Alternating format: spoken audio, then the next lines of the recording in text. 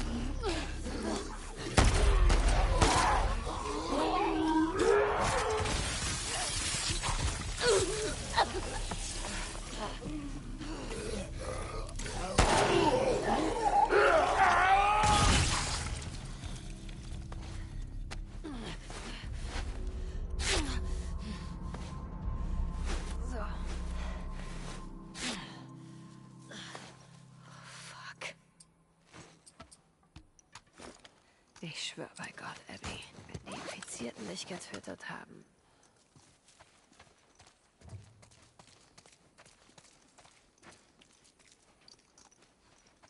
Ich muss hier weg.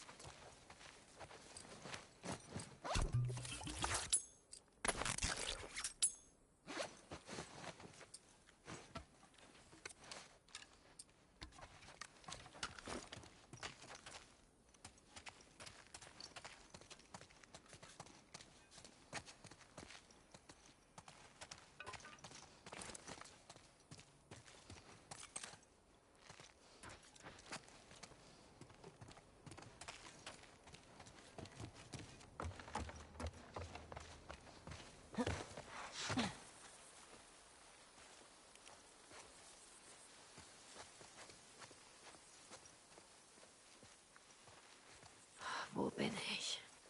Hier muss doch eine Straße sein.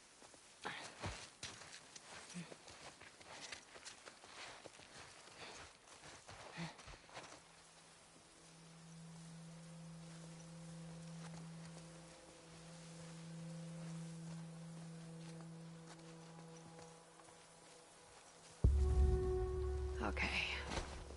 Santa Barbara liegt unten am Hügel. 2425 Constance.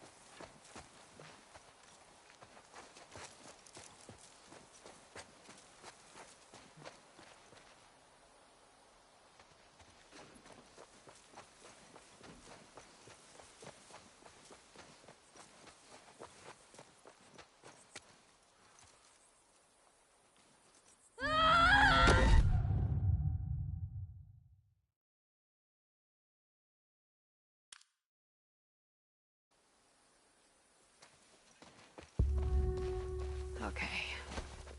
Santa Barbara liegt unten am Hügel. 2425 Constance. Sie muss da unten sein.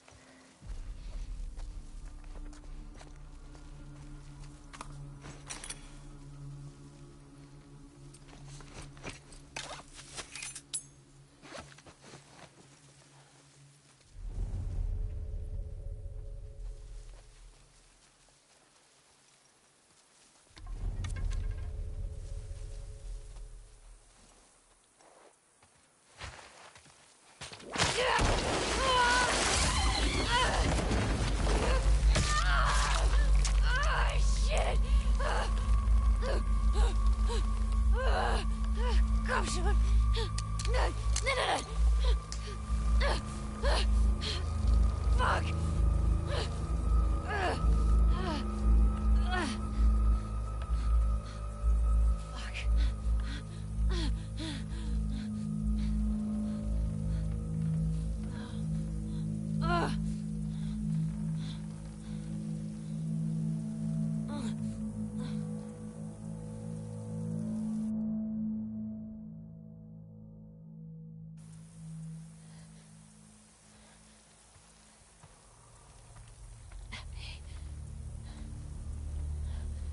Abby.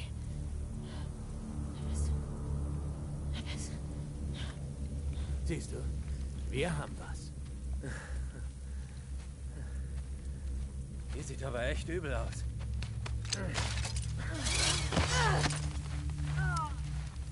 Mit Glück überlebt sie einen Monat. Können wir es für heute nicht gut sein lassen? Ja, hol das Ding runter und erneuern. Im Ernst, Mann? Lohnt sich für sie der Weg überhaupt zurück? Ist ja... Hat sich erwischt? Nein, alles gut. Alles gut. Oh, fuck. Was gibt's da zu lachen? Du hast dir in die Hose gemacht. Was hast du gesagt? Was für ein Schisser. Du lachst gerne, was? Steh auf. Hey, komm schon. Steh auf. Das muss nicht sein. Nein, Mann. Sie ist echt total am Arsch. Los. Findest du komisch, hä? Das ist lustig.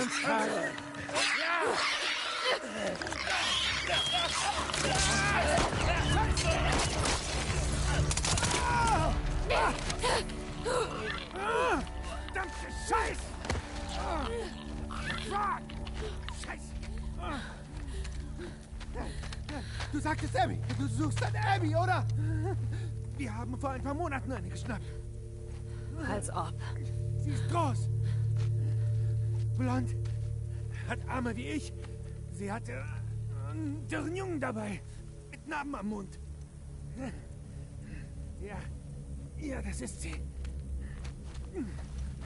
Lass mich gehen. Und ich sag dir, wo sie ist. Du kannst sie finden, bevor die Infektion sich ausbreitet.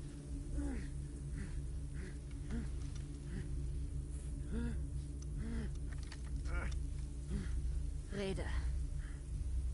Sie steckt in einer Zelle, in unserem Lager. Was ist das? Du musst da lang, bis zu den Schienen. Dann kommst du zu einem Ressort. Wir halten sie in einem großen, runden Haus.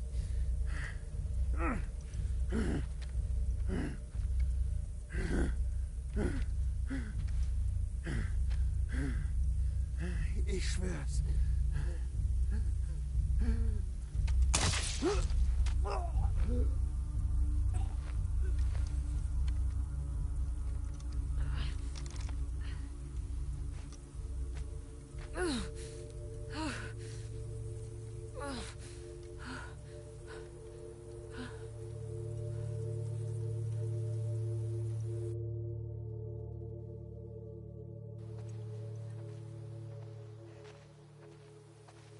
Schienen zum Resort.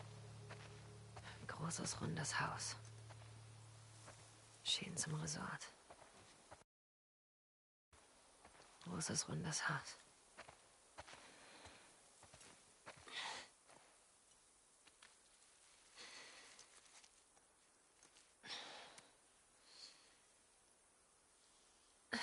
Fuck. Hier drüben! Zieht auf die Beine! Ich gehe nicht zurück. Waffe! Er hat eine Ich Waffe! gehe nicht zurück. Gott verdammt! Scheiße. Okay. Woher hatte er die Waffe? Die anderen sollen alles absuchen. Nicht, dass noch jemand rausgekommen ist. Und achtet auf Infizierte. Ja. Wenn ich rausfinde, dass er Hilfe hatte, gibt's hier verdammt nochmal Tote. Zeitverschwendung. Er hat schon länger Theater gemacht. Das war der 3. diesen Monat. Setzt du jetzt mehr Leute am Tor ein? Die Leute am Tor müssen nur ihren Job machen. Seht euch um. Ich will wissen, ob er allein war. Nein, nichts. Komm, Junge.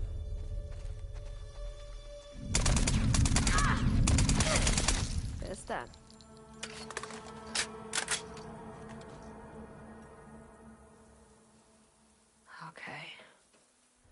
und die anderen.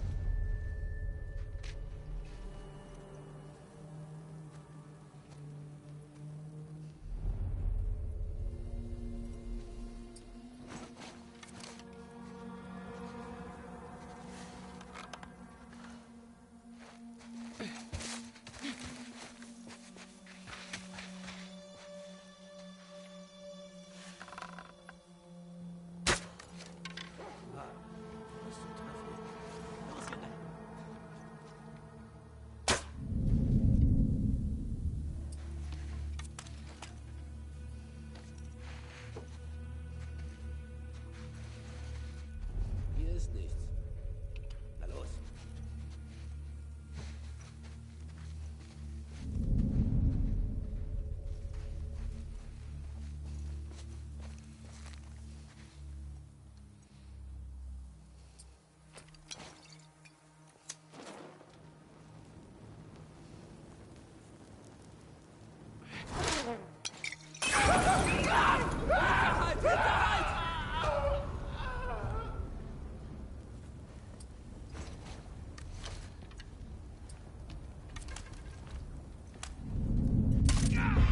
Hab dich!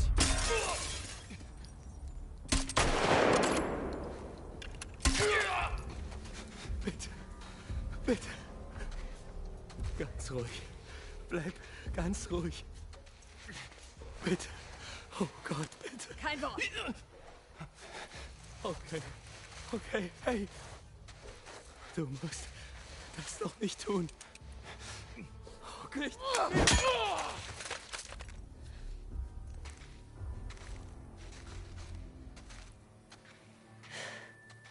Große Gruppe. Ich muss sie finden, ehe diese Idioten sie töten.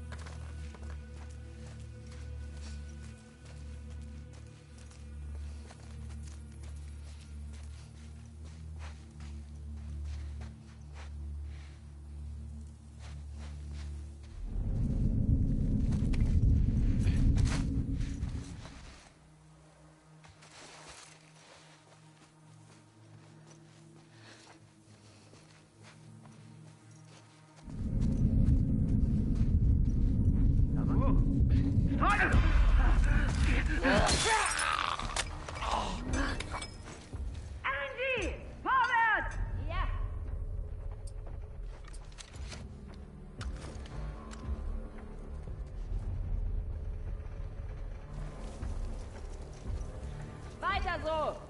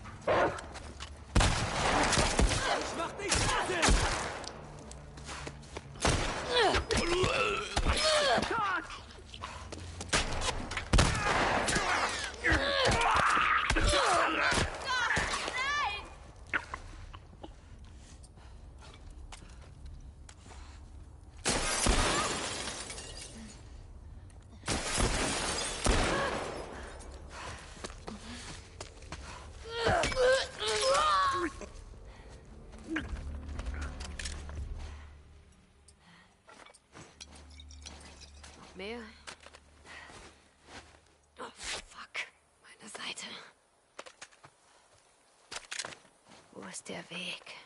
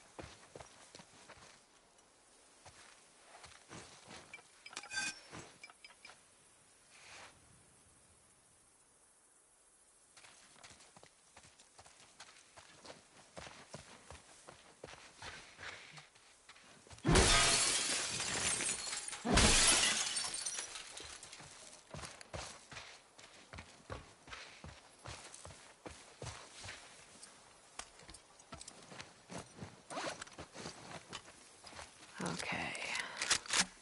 Der Weg zum Resort.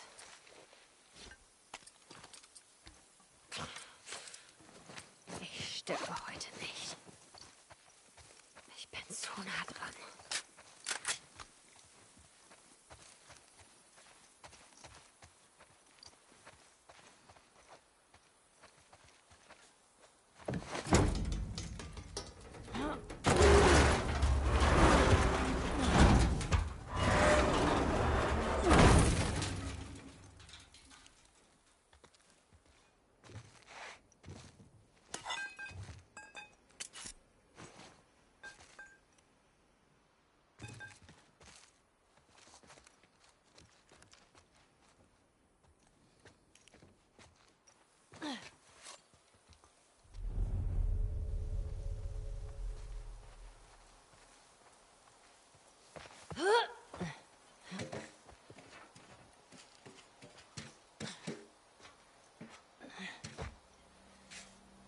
Oh shit.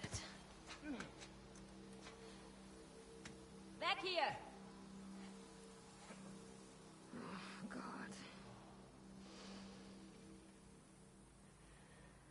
Das sieht wie ein großes rundes Haus aus.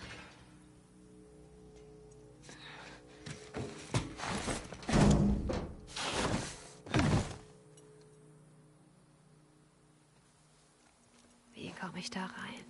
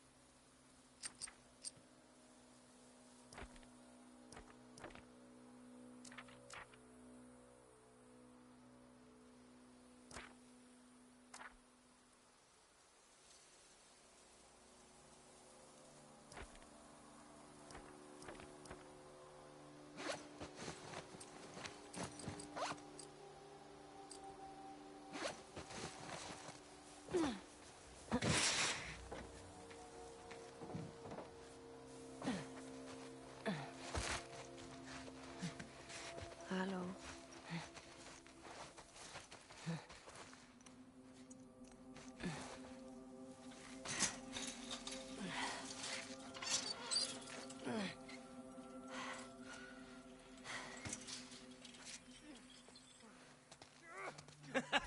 Komm schon, du schaffst es. Noch ein kleines Stück, Kumpel. Lass ihn in Ruhe. Er spürt doch nichts. Ja, scheiß drauf. Ich hatte ihm genau das versprochen. Das ist so ein abartiges Hobby. Jetzt wärst du bestimmt lieber nicht geflohen, oder, Anthony?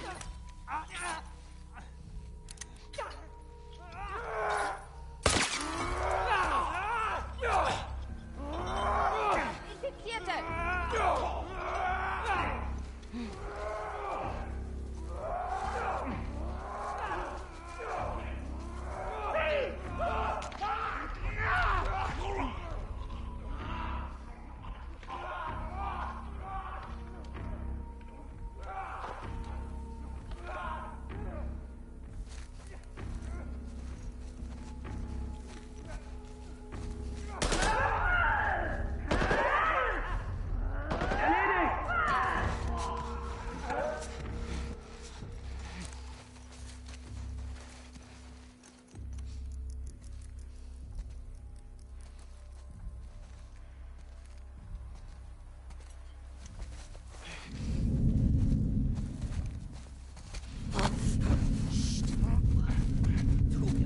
Meine Freunde töten dich.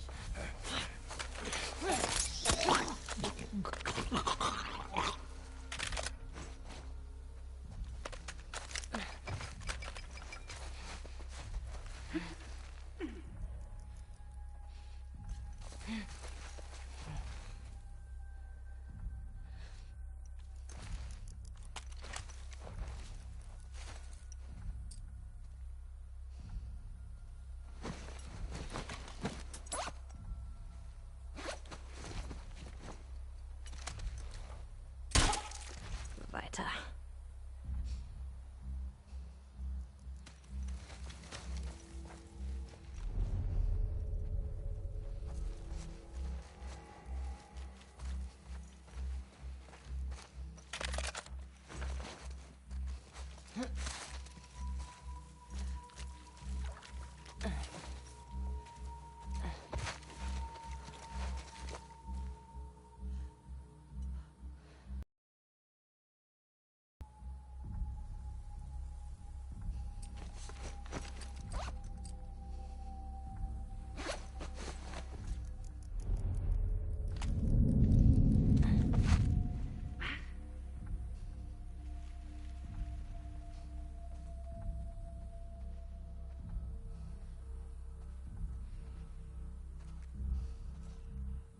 Scheiße, Judy ist tot! Wir sind nicht alleine. Achtung, seid auf der Hut.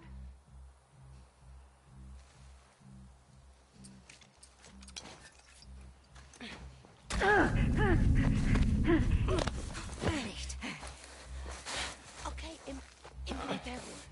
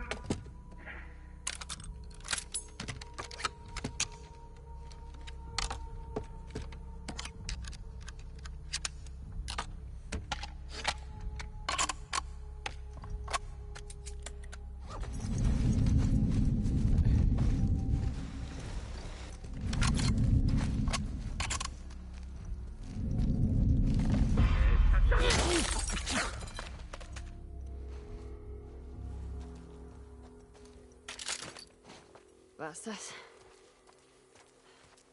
Das sind kranke Arschlöcher.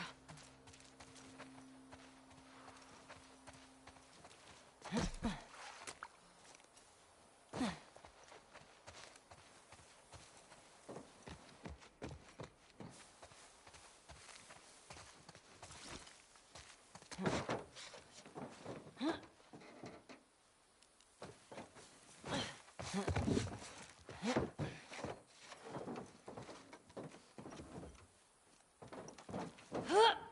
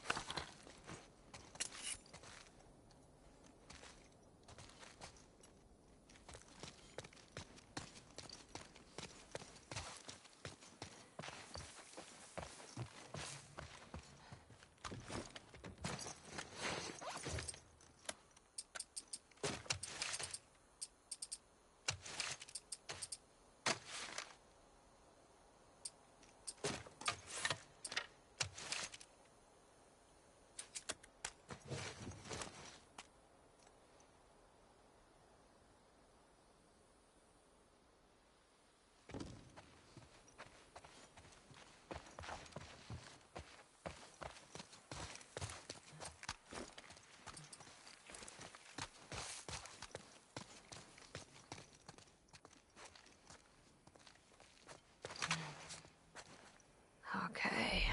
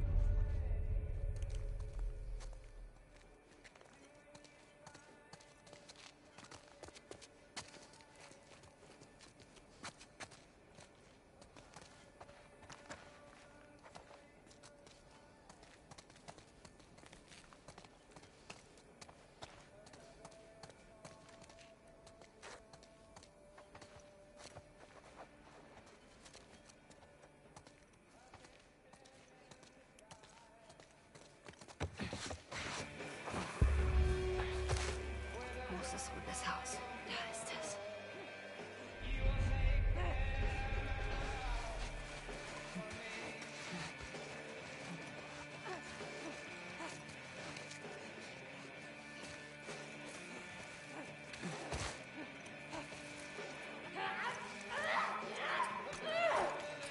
Scheiß auf all die Arschlöcher.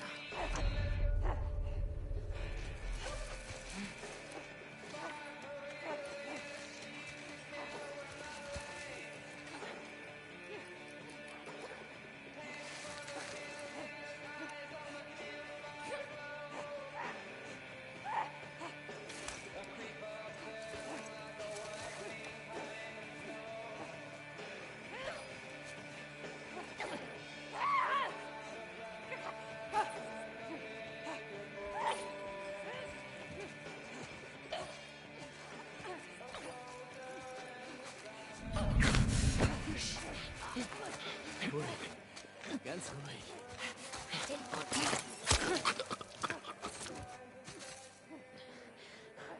Alles klar.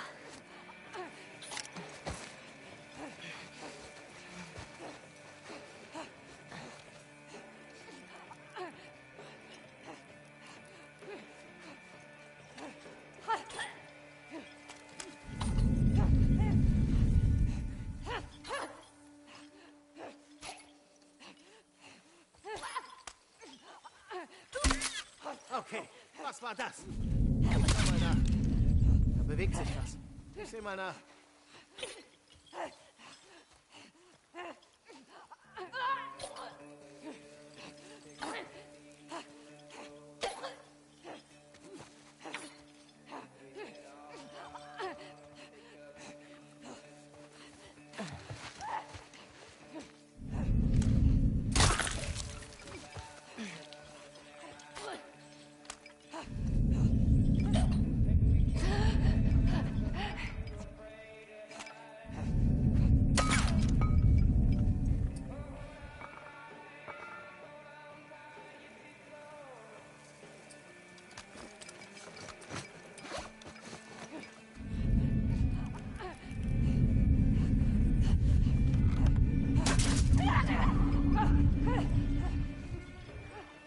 Infizierte sind los!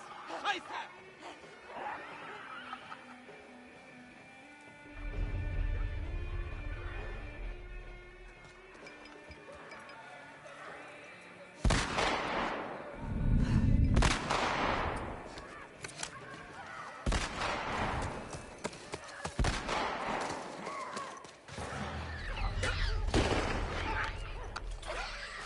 Ich glaube, das kam von da hinten!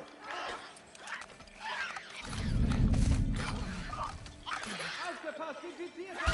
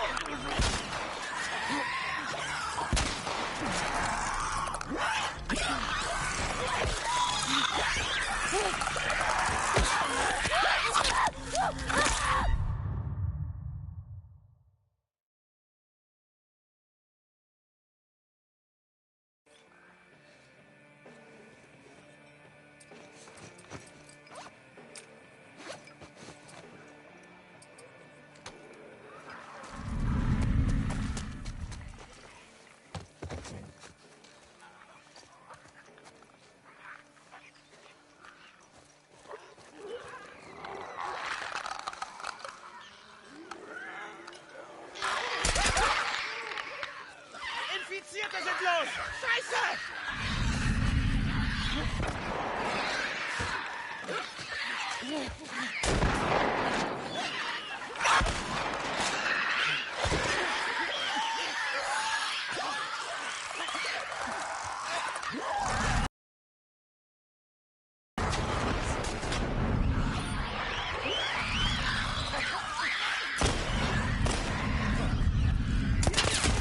Da oben!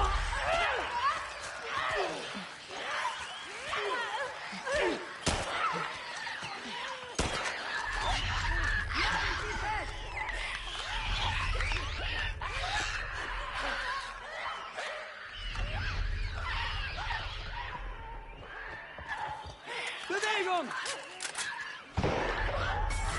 Weg! Weiter!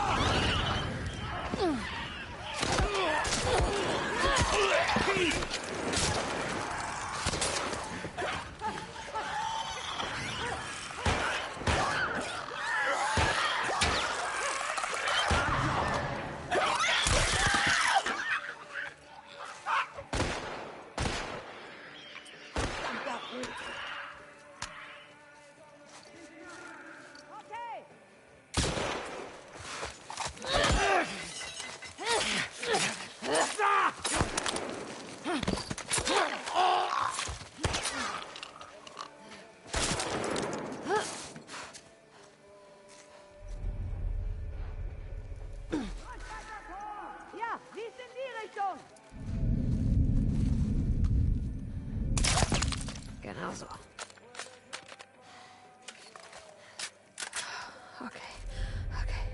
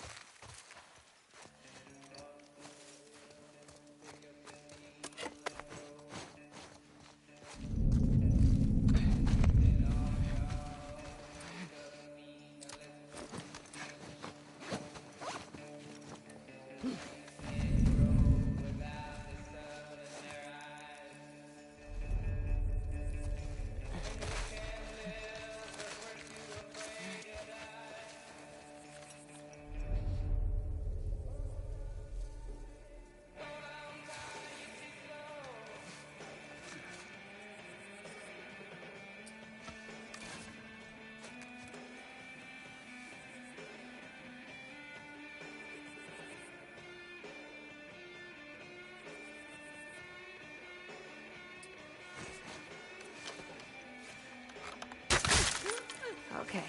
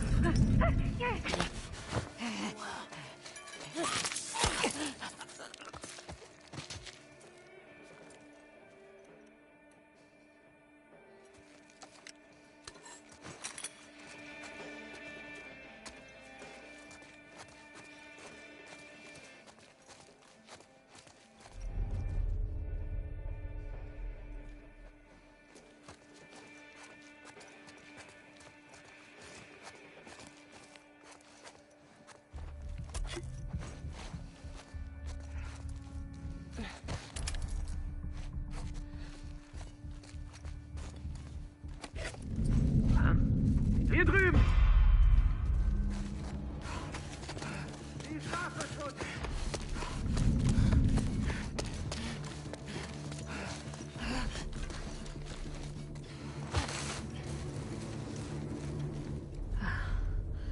Okay.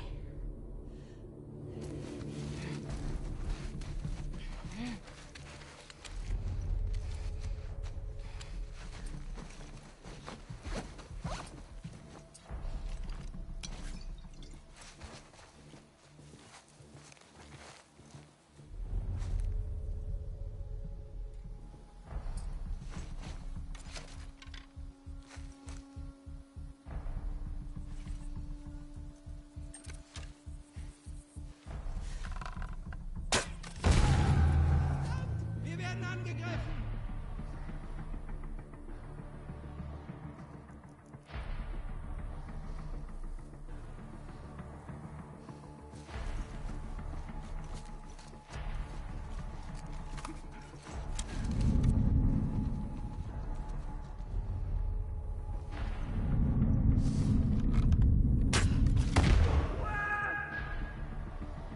Ich glaube, das kam von da drüben.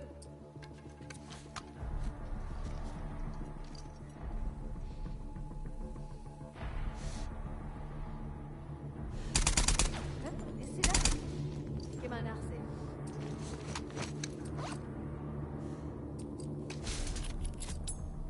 Nichts zu sehen. Ich hätte schwören können.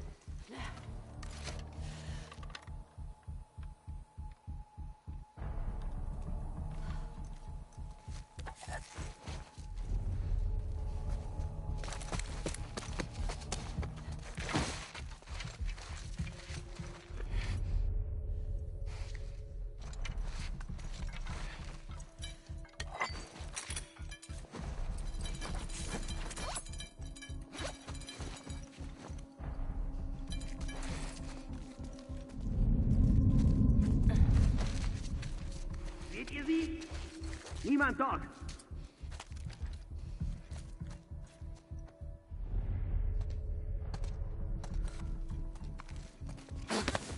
Nicht.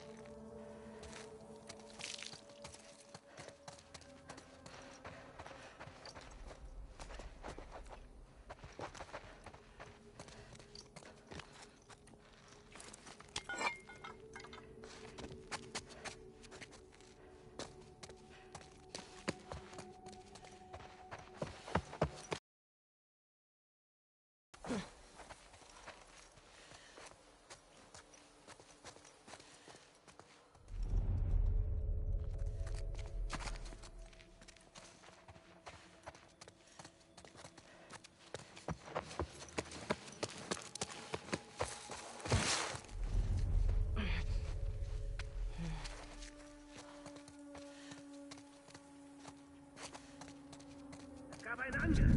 Was ist passiert? Ich weiß nicht. Bestimmt ein verfluchter Streuner. Scheiße! Ausschwärmen! Bewacht den Turm!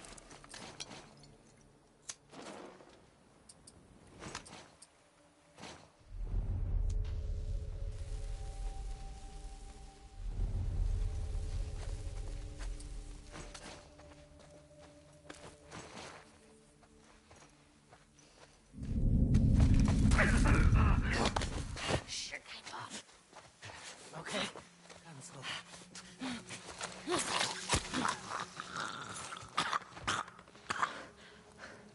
Ja.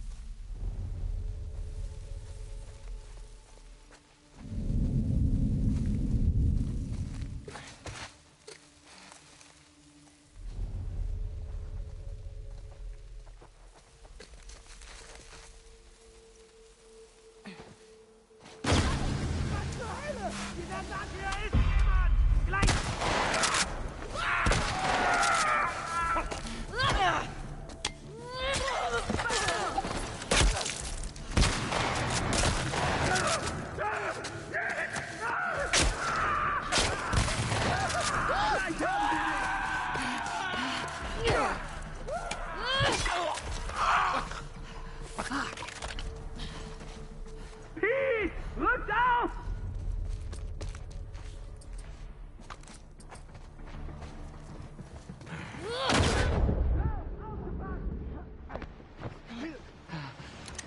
Macht jetzt keinen Scheiß.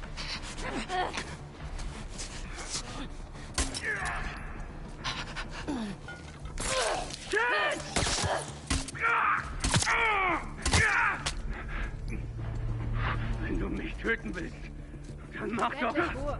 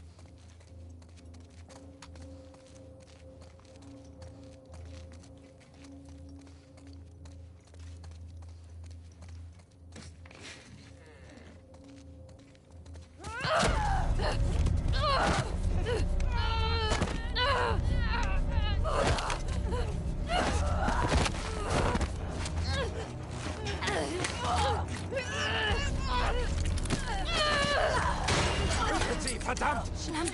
Ich hab die Schlüssel! Hier! Die Tür! Zu den Waffen! Los, mach schon! Hier. Okay, los. Auf geht's. Hey, wow. Wo ist Abby? Sie hat einen Biss! Zurück! Hey, richte das verdammte Ding nicht auf mich! Hey! Abby wollte abhauen. Sie ist bei den Säulen. Den Säulen? Geh runter zum Strand. Nicht zu übersehen. Sie ist bestimmt schon tot.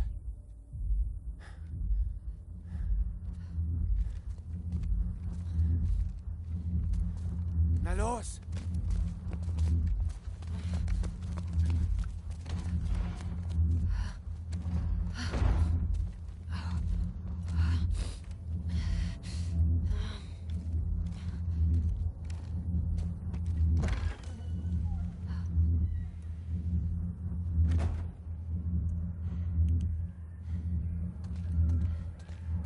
Wo steckst du?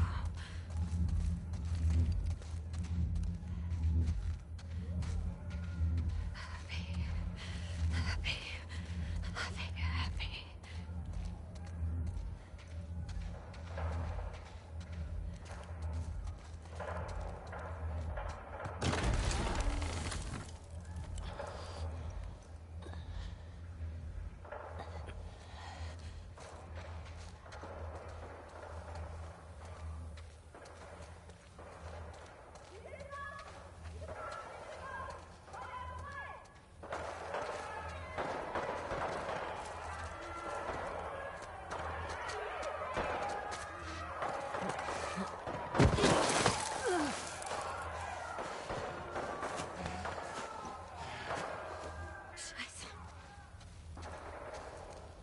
Geh zum Strand.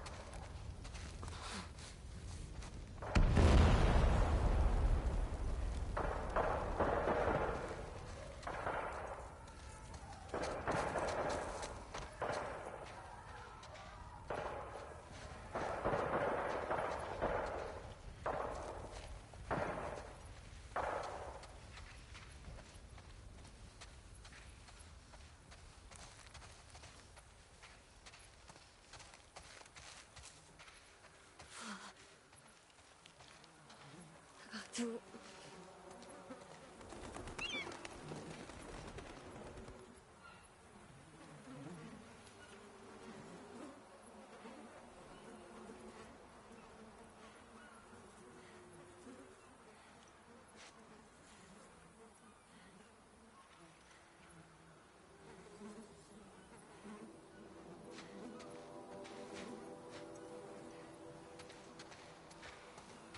Abby?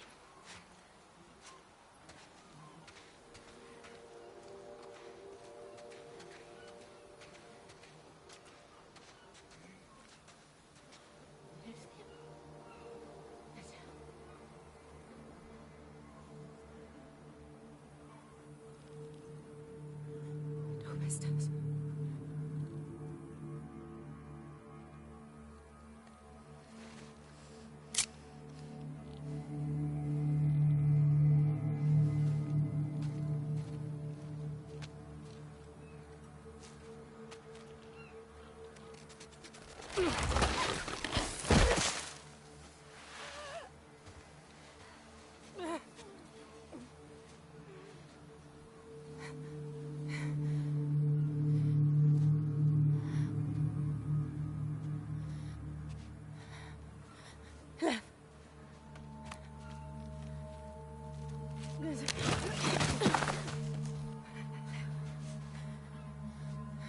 Abby.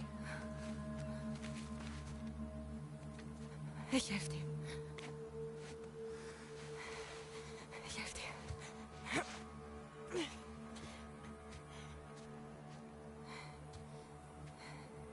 Da hinten liegen Boote.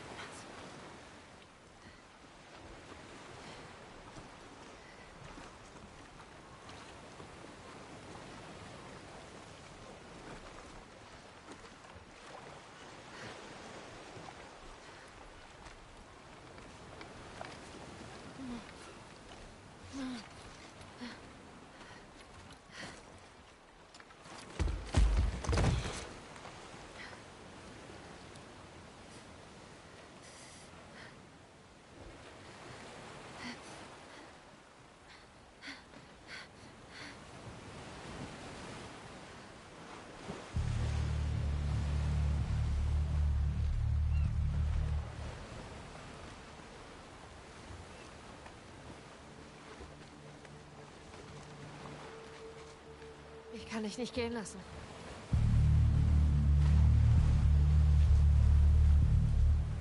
Ich mach da nicht mit.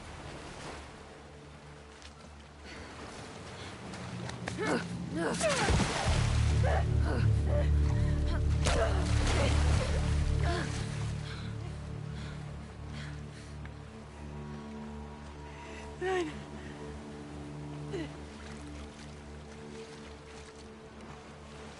Ich kämpfe nicht gegen dich. Doch, das wirst du.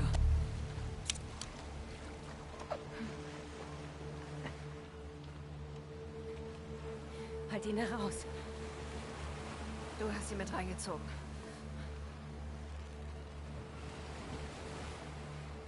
Okay.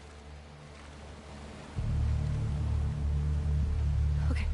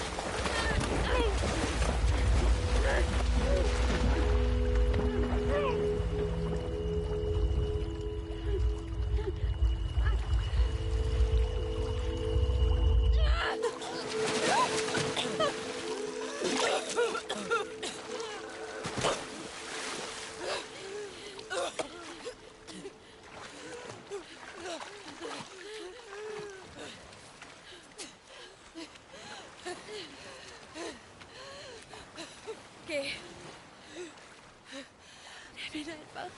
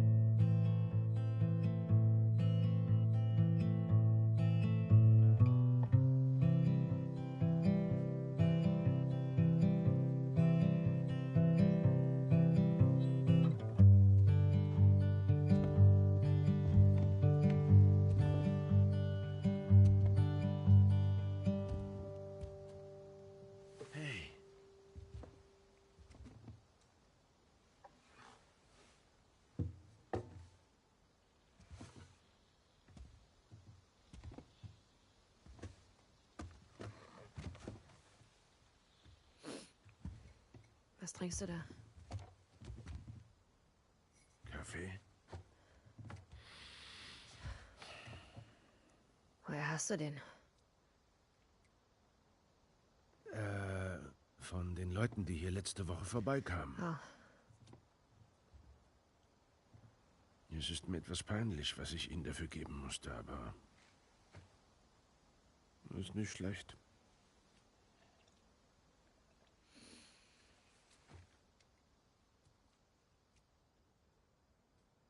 Ich hatte Seth unter Kontrolle. Ja, ich weiß. Und du musst aufhören, Jesse wegen meiner Patrouillen fertig zu machen. Okay.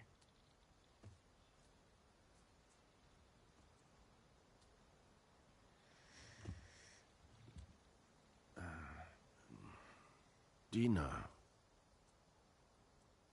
Seid ihr zwei ein Paar? Nein. Nein, sie... Das war nur ein Kuss. Er hat nichts zu bedeuten. Sie hat... Weiß nicht, warum sie das gemacht hat. Aber du magst sie.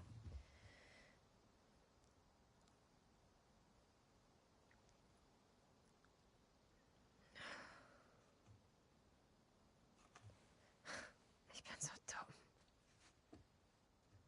Pass auf, ich weiß nicht, was ihre Absichten sind, aber... sie könnte sich sehr glücklich schätzen, dich zu haben.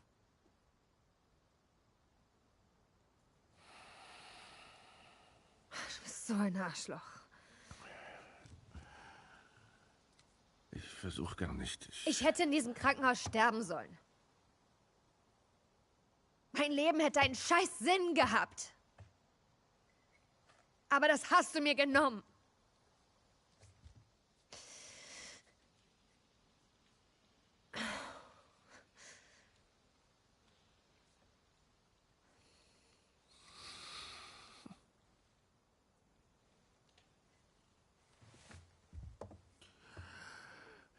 Wenn ich von Gott eine zweite Chance für diesen Moment bekäme,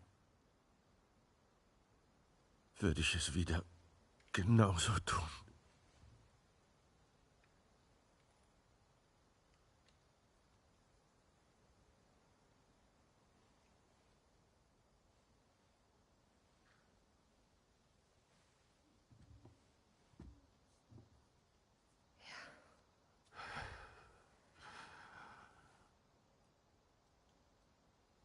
Aber ich weiß nicht, ob ich dir das hier verzeihen kann.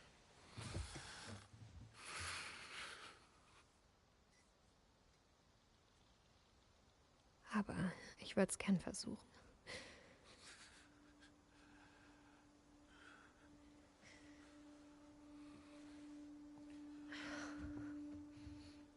Das wäre schön.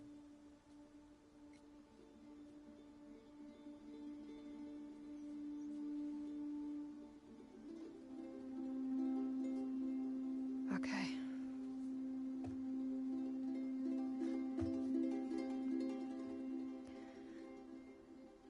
Man sieht sich. Ja.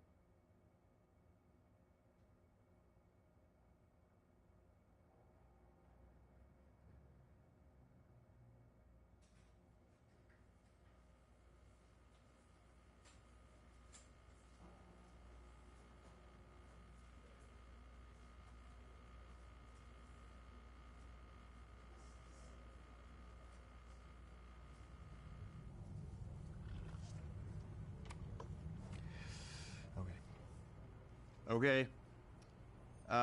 Thank you all for what is about to be a very long presentation. So Anthony and I ran some numbers, and to our best guess, The Last of Us Part 2 is 10 to 30% longer than Last of Us Part 1. However, this is the most detailed story presentation we've ever done. Like, if you think about the presentation for T1, where we kind of talk about the quarantine zone in somewhat detail, even though most of it changed, and then it's like, and here are some things that might happen with Joel and Ellie. They might go into a spore-filled subway tunnel. They might fight some cannibals. At some point, Joel will get incapacitated. And this has everything figured out, even though it might change. Every character is accounted for. Every cinematic is accounted for in this presentation, which means it's going to feel twice as long as the first game. So when you freak out, that's normal. That's part of this.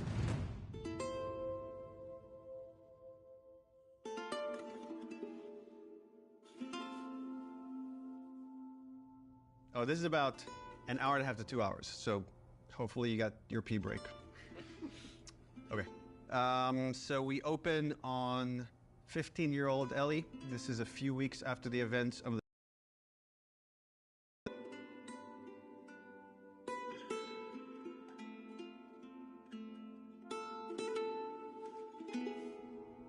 There's a doorway leading down to this basement, and Ellie sees Tommy, and he's just finished climbing out of this basement, and he's hurt bad, and he's rambling about something, needing to go after these people. Ellie's trying to ask him what happened, where's Joel, and he doesn't make any sense to her, and she starts to go downstairs. Tommy grabs her hand and tries to stop her, but he's too weak. She rips her arm away, and she heads down. And with each step, her heart races faster and faster as she sees this trail of blood. She opens the door, revealing Joel's mutilated body. And then shock just sets in, and she screams and tries to grab his body, and Dina comes and rips her away, and on that cacophony of sounds, silence.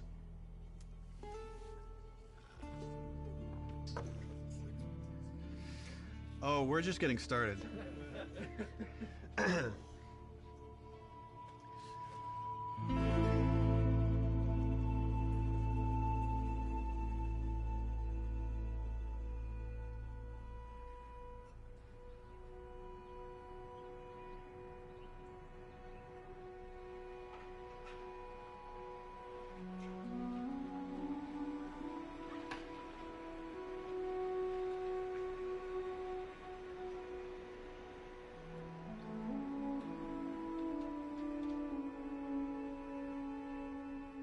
I've been working on this game since we finished...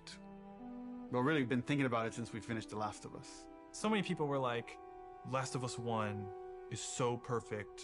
It should never have a sequel. They shouldn't make a sequel. They're like, oh, it wrapped up super great. But I think actually, if you look at the ending... Swear to me that everything that you've said about the Fireflies is true. Ellie is accepting a lie. I swear. Okay. She has a very good bullshit detector. She knows something doesn't feel right, but I think is too scared at that point to ask. How long can you really live with accepting a lie like that? The Last of Us feels like an origin story for this survivor in this post-apocalyptic world. Seeing like how Ellie has become such a strong, unique character, it really felt like, you know, if we were to do a sequel, it'd be a shame for it not to focus on her. Move the fuck out of the way. Yeah, once we're done with this whole thing, I'm gonna teach you how to play guitar. I reckon you'd really like that. What do you say, huh? Joel, he's gonna teach Ellie to play guitar. That always felt like that's just this like unanswered promise that like was kind of lingering at the end of the first game. We did this thing called One Night Live, where we had the actors come on stage and reenact certain scenes. So you say we get you to the Fireflies. What happens next? Marlene, she said that they have their own little quarantine zone, and that doctors are still trying to find a cure. I wrote this new scene that takes place after the ending of The Last of Us, but it was only shown to people in the audience. Like, we cut off the stream right before we showed them the scene. If I ever were to lose you, I'd surely lose myself. Try and sometimes you'll succeed to make this man of me. Our future days of you and me.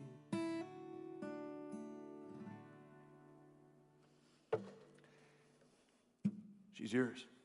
No, I don't know the first thing about this. Hey, I promised you I'd teach you how to play. That scene ends with Ellie holding the guitar and playing one note. And that image was so strong in my mind that I'm sure that kind of trickled into this idea of this trailer. So I started working on some concept art, kept fleshing out the story. And as it felt like it was kind of gaining momentum, Uncharted 4 needed all hands on deck.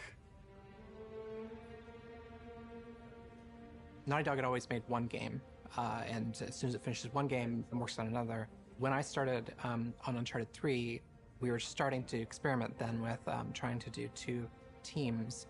After we finished Uncharted 3, I jumped onto Uncharted 4. At some point in time, Uncharted 4 was coming down to the wire, and it's just, we had to shift resources, and pretty much everyone just ended up on Uncharted, trying to finish it up. So I said, okay, before I come on like in full force on Uncharted 4, I just want to capture this trailer.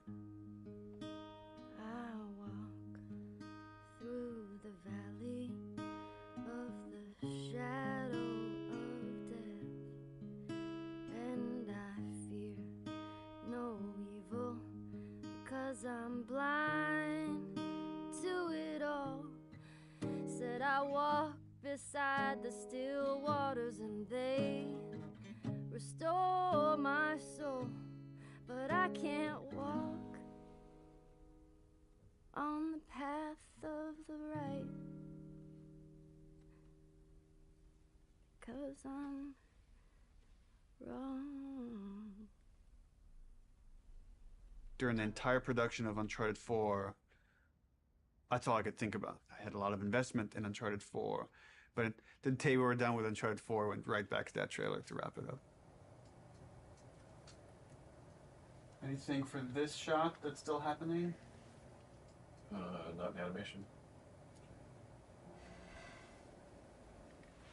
Of the shadow of death.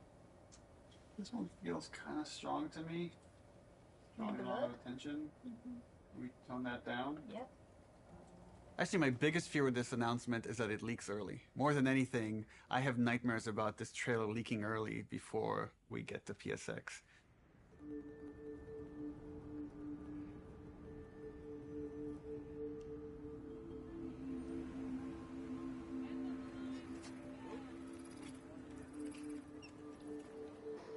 If we're gonna surprise people, PSX, the PlayStation Experience, hasn't set itself up yet as a place where big titles get revealed. That's E3.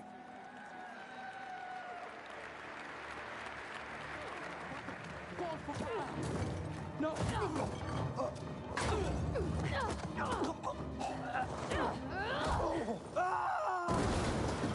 We're revealing the Uncharted single-player content at the opening of the show. You're late. I thought you were professional. Oh, you should relax. You'll live longer.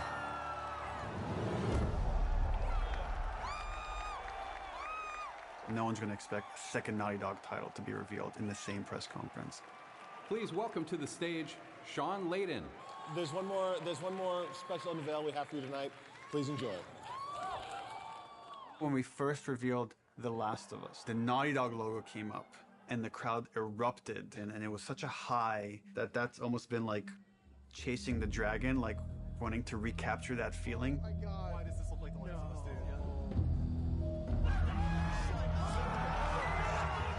Playing it at this surprising moment, I'm hopeful it will have a similar feel.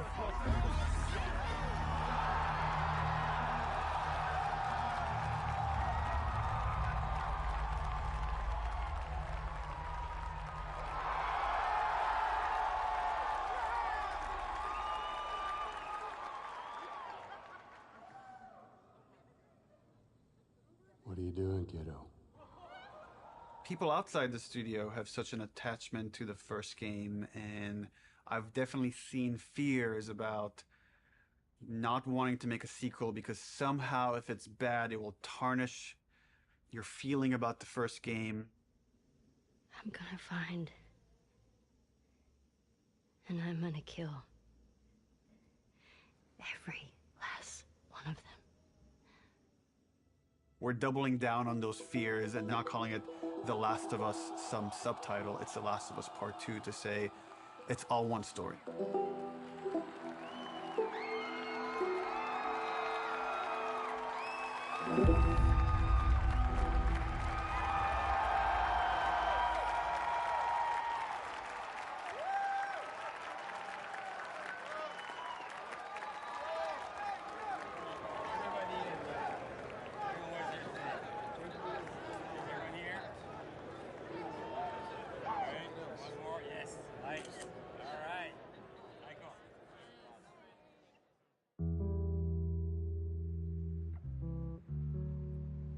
The concept for the sequel had to feel compelling enough, have enough weight that felt like, okay, this is an experience worth creating, worth spending the next 3 years on.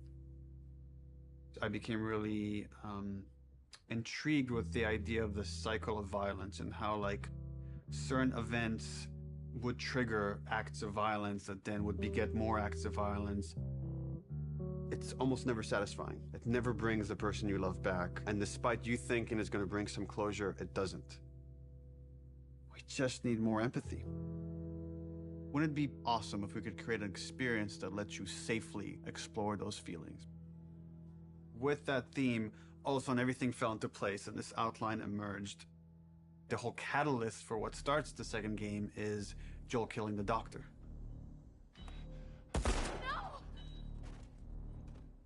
That feeds right back in that idea of that cycle of violence. Now it sets up this whole kind of sequence of events. We're going to start the game where you're playing a new character.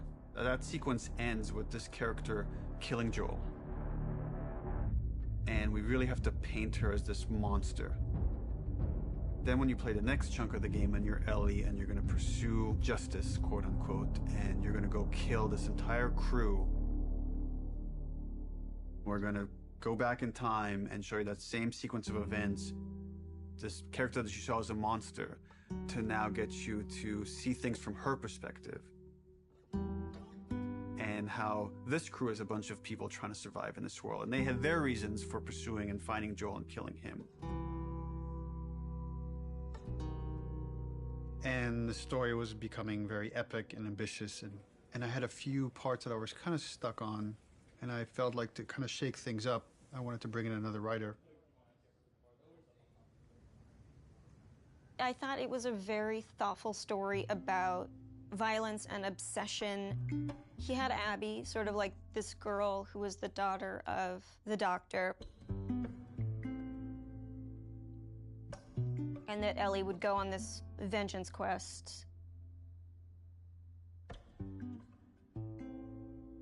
And when he was like, and then Ellie actually kills Abby, I was like, what? You're gonna... Yeah, let's fucking do it. Not only is she contributing in a lot of ways, I feel like she's challenging what this story can be. She's wanted to add more romantic intimacy between the characters. Those are areas that I've been, I don't know, more uncomfortable writing that stuff. After the first day, she was telling me that she went home and told her husband that, I think I just got, because that was her big idea the first day, and that had this trickle-on effect and actually added a lot to the story. Ellie is this very relatable character. I thought she was a perfect vehicle to challenge this notion that violence doesn't have a cost, because it does have a cost in reality. It's going to ruin this girl.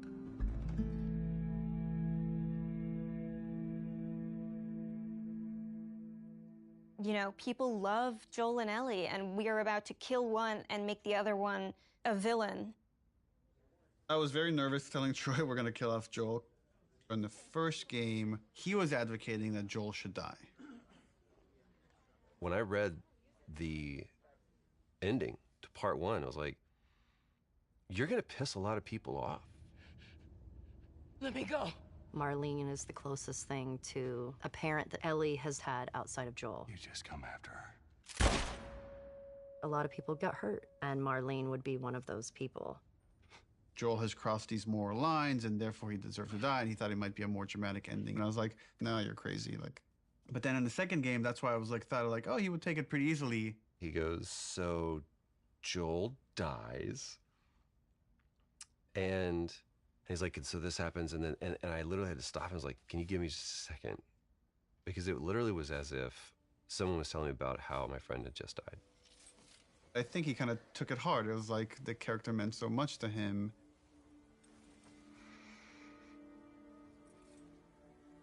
We're gonna kill off this character. His role is gonna be much smaller on this one. All of a sudden, it was, please don't take this from me yet. Ellie is scared to be alone. Everybody that she's loved up until that point, she's lost them. It's hard to imagine the story without Joel dying. Like, you feel that hate, Ellie feels that hate. You're one-to-one, you're on the stick, and that informs the rest of the story. This way, come on!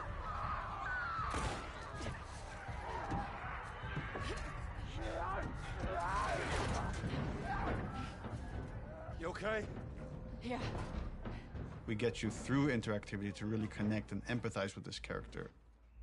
Y'all act like you heard of us or something. And then make you feel like I've led Joel to a trap.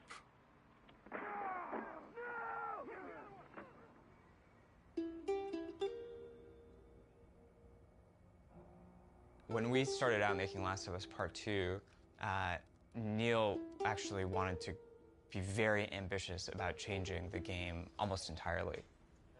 In the first, 4 or 5 months, the game was actually kind of an open world, inspired by Bloodborne.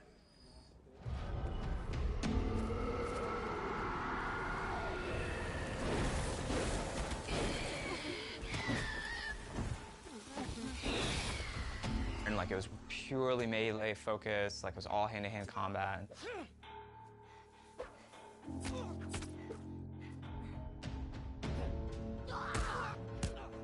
It wasn't just the melee combat, we were also looking at sort of layout structure. Bloodborne had a very sort of an open space that sort of kept getting bigger and bigger as you explored. I really like that feeling that you get of mastery over the world.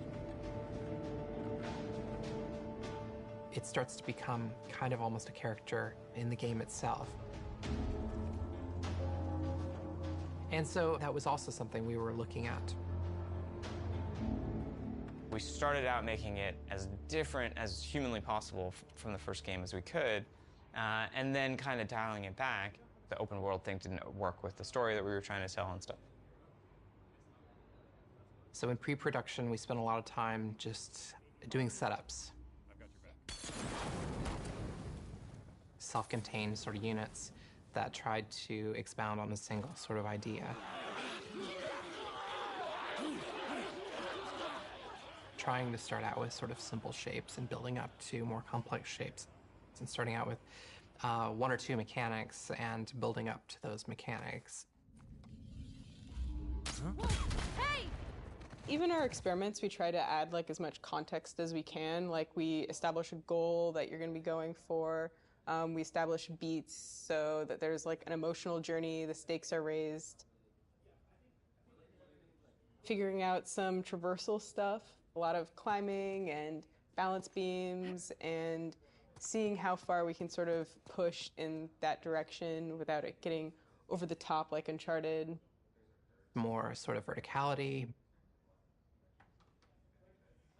more use of grass and stealth. My name is Arnaldo Licea. And what do you do here? I do design. I know. How long have you been doing that? A day. I got an opportunity to work in QA, and that was That was a great learning experience. I shipped The Last of Us and Uncharted 4. The thing I'm proudest of is the people who came in to a quality assurance job as a contractor, which is entry-level work, and used that job to get to where they ultimately wanted to be. When I interviewed for the QA position, I specifically said that my goal was to be a designer. He had formed this relationship with design where they knew they could rely on him, spending his free time designing a demo, and at the same time, him going to them and not being like, here's 50 bugs you need to fix. He went to them and was like, what do you need? How do I help you? What kind of bugs do you need? And for their part, they embraced him and were like, why don't we show you how to lay out nav mesh? I am anxious to prove myself. There is no babying when you start. It just hits the ground running. If I don't cut it, I go back to QA or find something else. We're trying to figure out at the moment how we handle big spaces, bigger than the first game. The enemies are too spread out to be really considered like one single small encounter. And seeing what behaviors we need to start developing for them to make it look good.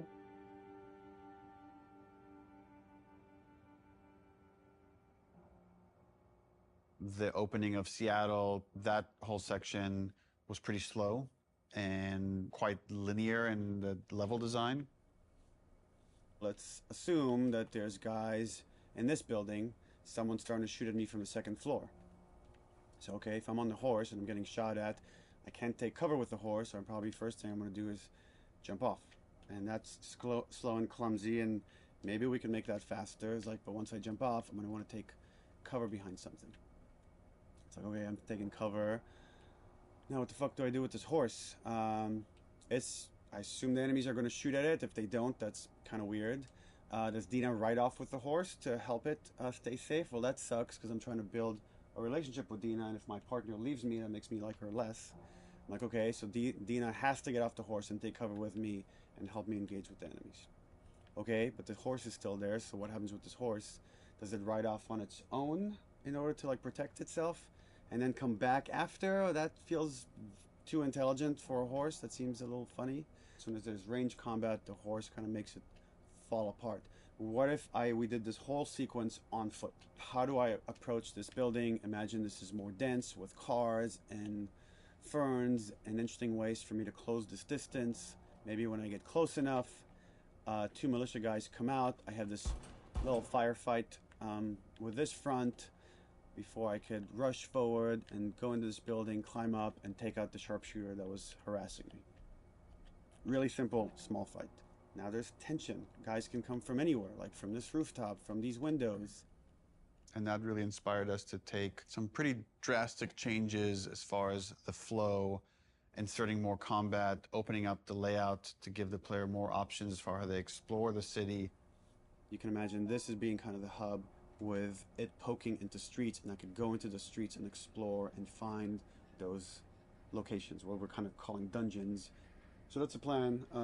Some of these changes are big, but it got us excited. This feels like a true evolution of T1 as far as going more systemic and giving you options.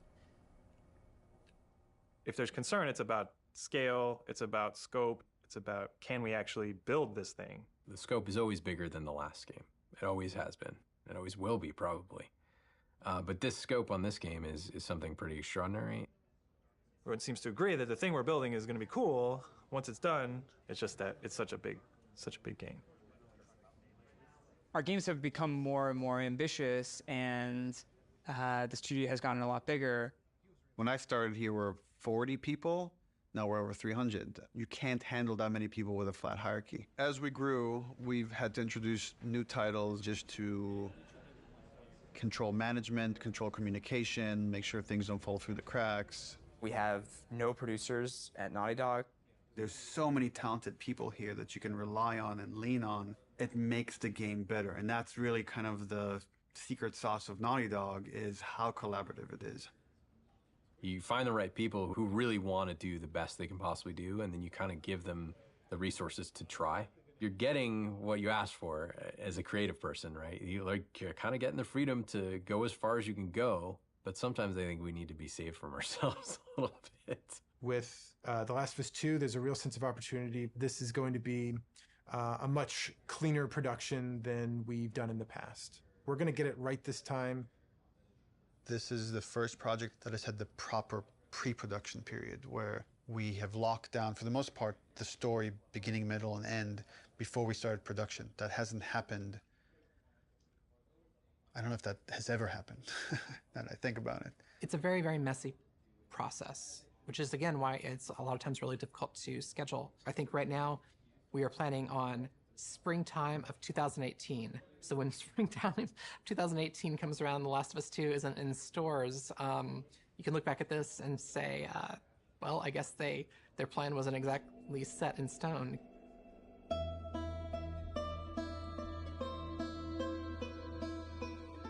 Historically, we've done very poorly at being efficient without the pressure of an external deadline.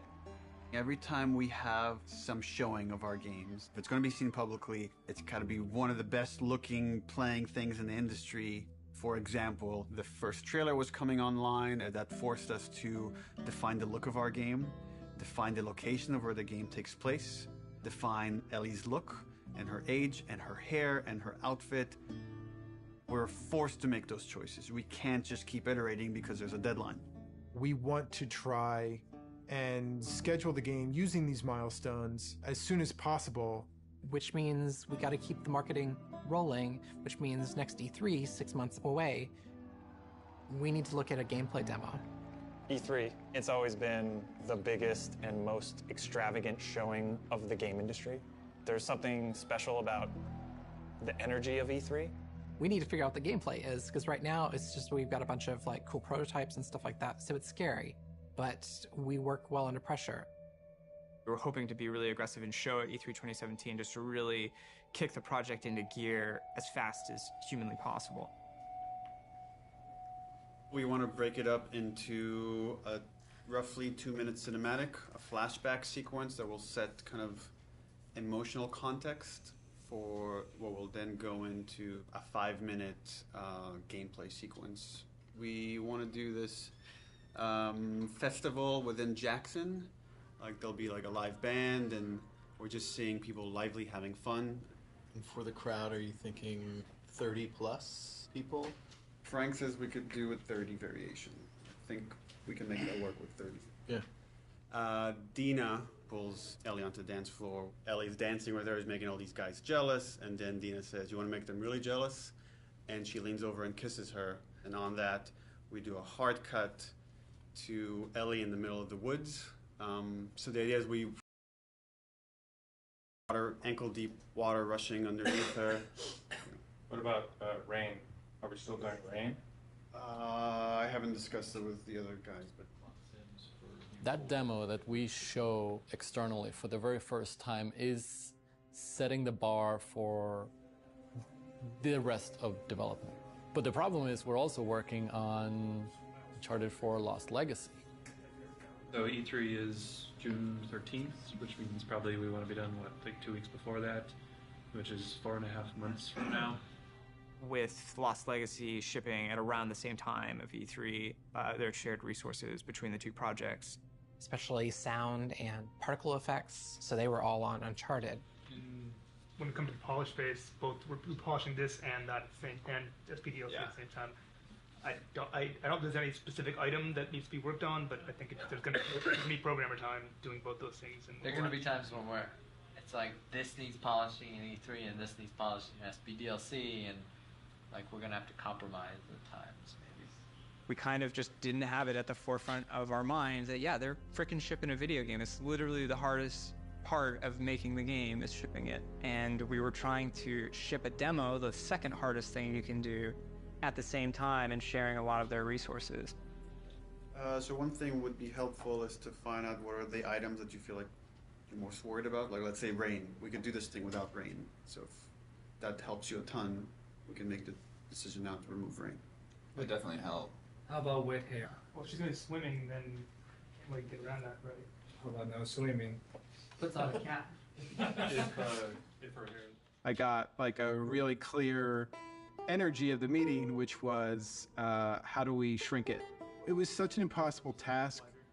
You can't help but start feeling some doubt, some anxiety about the leadership, not understanding the logic of it. I think like anybody else here, I was definitely ready to roll up my sleeves and figure it out. Alright guys, we're going to try to keep this pretty short.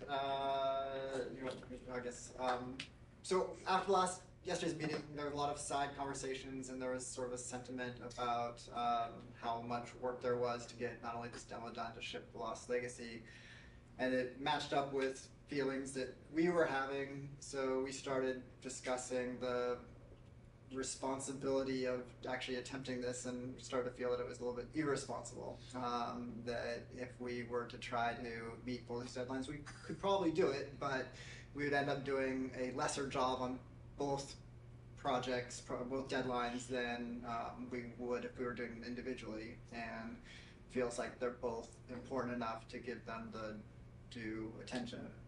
So the conclusion that definitely is there is that the demo that was discussed yesterday will not be presented at E3.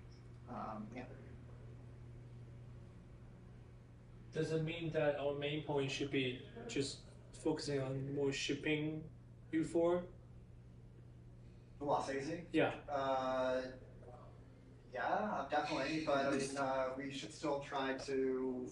We don't, like I said, just want to just completely halt work on this, and all hands on deck on Lost Legacy.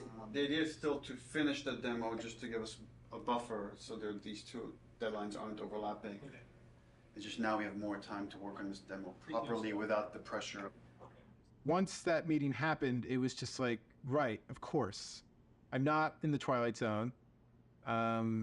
It makes sense not to do this. It felt really nice seeing the leadership kind of having the team's back and seeing the logic of the situation in front of them. That's it. Cool. Thanks. Okay, so are you pissed off? Am I pissed off?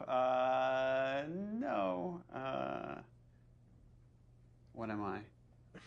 I guess in one sense it's relieved, because there was concern of whether we could hit the quality that we know we need to hit for both Lost Legacies and for what was going to be our E3 demo.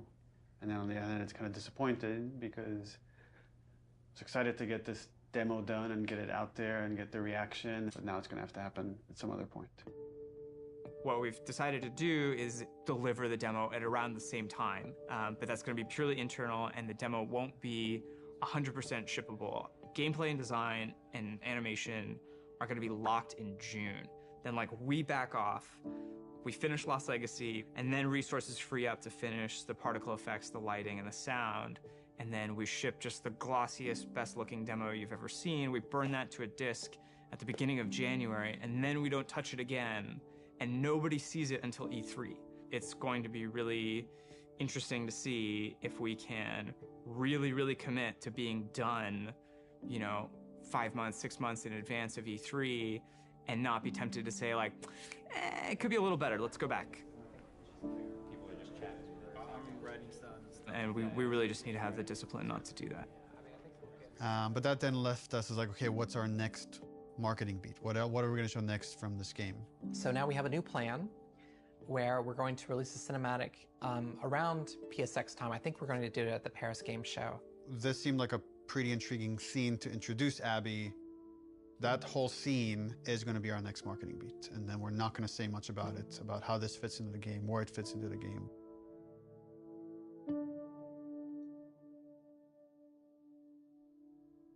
Abby evolved over time, and if you look at the concept art, the character looked very different than where we've ended up.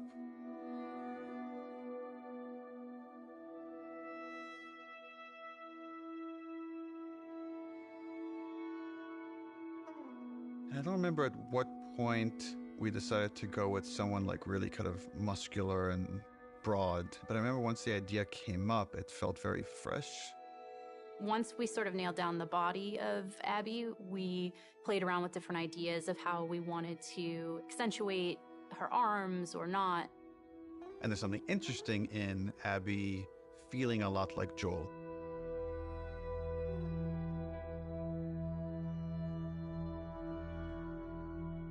So when I got cast, Neil was like joking around and he's like, you should probably beef up in order to play her. And I'm like, ha ha, yeah, it's mocap, whatever. And he goes, no, really, you should probably beef up to play her. And I was like, oh, yeah, you're right. I should totally start deadlifting as much as possible. So I did, and I was training like crazy, and then I got pregnant. What are you gonna do? We need to separate her from Ellie. It shouldn't feel like I'm playing a reskinned Ellie, that Abby should, in many ways, look, behave, fight differently.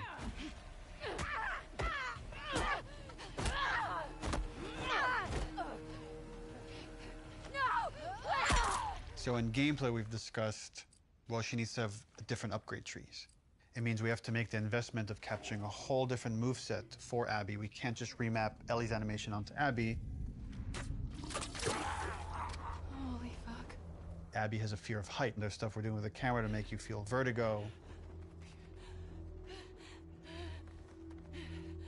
And that helps build empathy. It makes this character real. We let you both live, and you wasted it. She's aesthetically a very intriguing and iconic and powerful character. Abby, who are these kids? They saved my life. Can you take a look at her? Once she's killed Joel, what is Abby's motivation? What is she trying to achieve? Her redemption is really taking care of Yara and Lev, these two kids that are from a warring faction. You know, she has been taught to hate them. There is an inherent xenophobic reaction to them. It's about saying, can you come to love your enemy? Scars built all this? Seraphites. Yeah, I was gonna say that. These are kids that grew up in a very different context as Ellie, and, you know, how they live their lives and experience the world is totally different. Got your present. I'm getting really attached to Lev. He's been able to keep his head up despite losing so much himself in a world that is so harsh. We're taking too long. Can't move any faster. I won't do your sister any good if we're both dead. I really like his dynamic with Abby. Her having this, like, fucking brassy little sidekick who calls her on her shit in a way that nobody else can. What's going on between you and your friend Owen? Oh my god, Lev, now? It seemed really awkward. Just go! Who understands the sort of sense of being orphaned in the way that a lot of people can't. How long have you two been on the run for? 2 days. What the hell did you do? I shaved my head. They want to kill a little boy because he shaved his head. I am not trans, so it's a very delicate thing to tell a story of an experience that I've not had. And that's something that we want to take seriously. Did you hear what they called me? Yeah. Do you want to ask me about it? Do you want me to ask you about it? No. Okay. It's really about trying to create a multifaceted character who is trans, and that is absolutely an important part of who he is, but also a part of who he is, not the whole of who he is.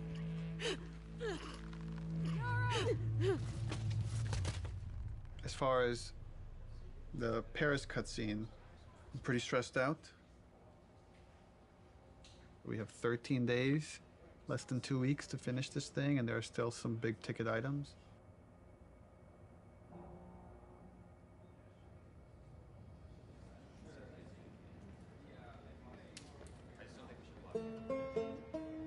Lost Legacy turned out to be a much bigger project than we originally envisioned, but now that it's done, everyone is now on board.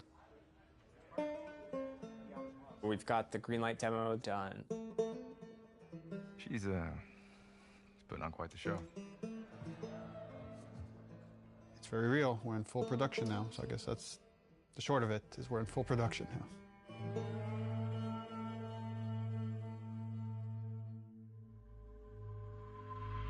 Hey everybody, PlayStation's live at Paris Games Week 2017. We've got a huge show for you starting now.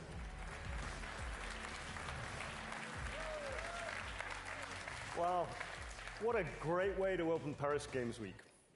let's have the first in-depth look at a much anticipated and exclusive title. Last of Us 2.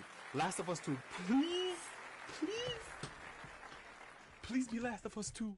Our fans, they want to know every last thing about what's going to be in this game. Is this The Last of Us? Neil has taken the way, he kind of creates an arc or like this sense of drama, this kind of sense of mystery or like dramatic tension, and crazily has brought it to marketing. I view marketing as part of the game. It's very calculated what we put out there and how we want you to connect different marketing assets. When we first released the teaser trailer, too many people right off the bat said Joel is dead.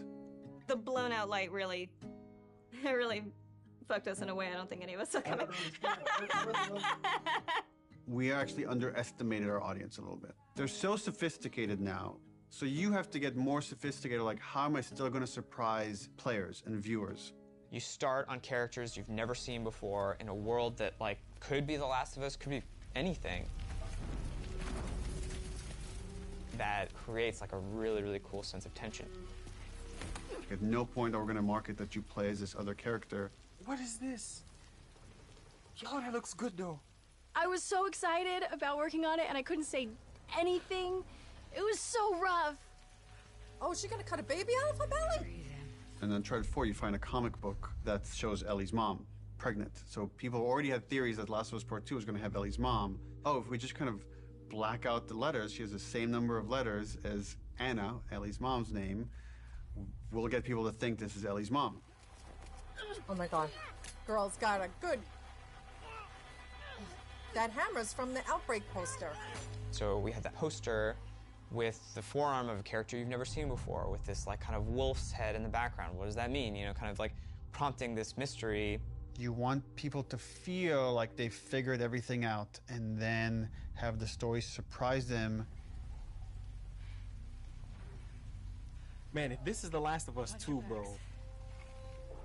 I'm gonna go crazy. Oh my God. Last of Us 2? Last of Us 2? Yes! Yes! Yes, bitch! Yes! I fucking knew it! Everything that we put out there is shaping expectation. And then the final game, hopefully, if we do our job right, should subvert those expectations in an interesting way.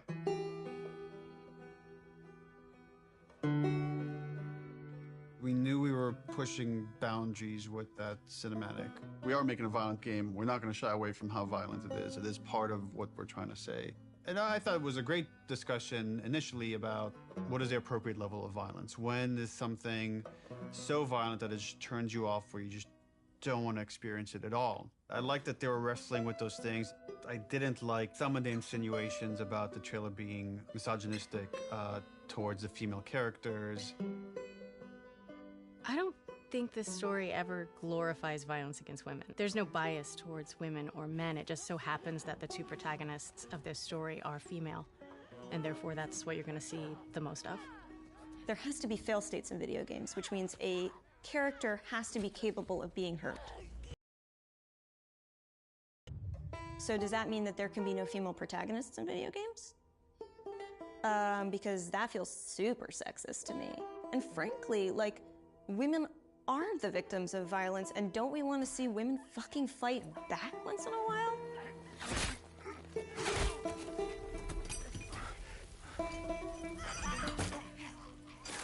That character, her hand getting hurt, it has consequences for hours of gameplay to come. One article even like asked the question, were any women involved in the making of this? And it's like, yeah, the co-writer, the lead character designer, the lead character artist, all the actresses that worked on that scene. I am so fucking... Here's what I hate about that article. I'm sorry. Do a modicum of fucking research, just a modicum of research, just like a little bit, before you put something out there to suggest that no woman could have worked on this because of the level of violence, because there was violence against women, because it is a video game. is so fucking sexist. I like watching graphic violence. Does that make me less female? Like, I like having a conversation about what power is. Does that make me less fucking female? I like working at a video game. I like playing video games. Does that make me less fucking female? Like, suck a dick. Don't put that in. I can't. I can't. Neil's gonna say put it in, but don't.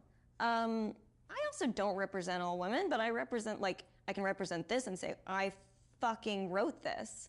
I wrote this. Like, I literally wrote the sentence, and then Yara eviscerates eviscerates his esophagus from his throat. I wrote that sentence. That is in the script, and I fucking stand by it. I'm afraid of being turned into a token rather than the truth, which is like, we're being thoughtful about the female narrative.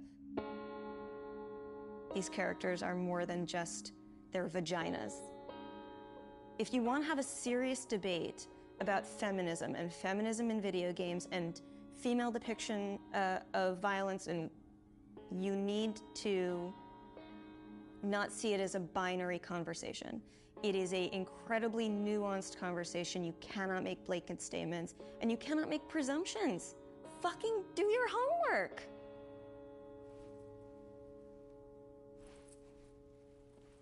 I'm right here. I'm tweeting.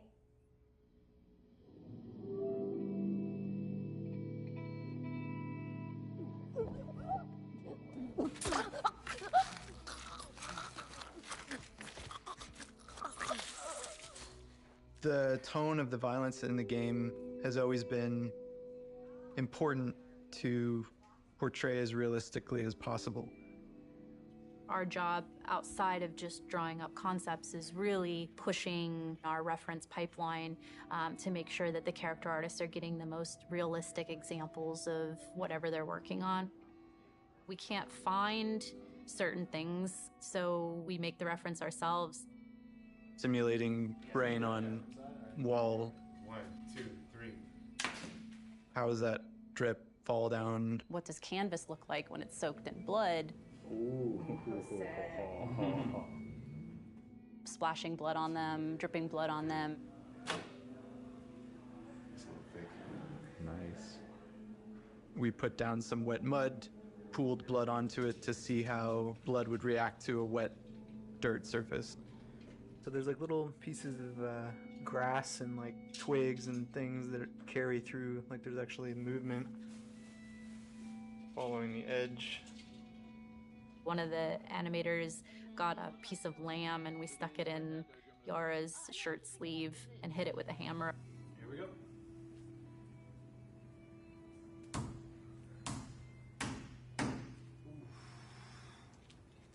Yeah, we have a break.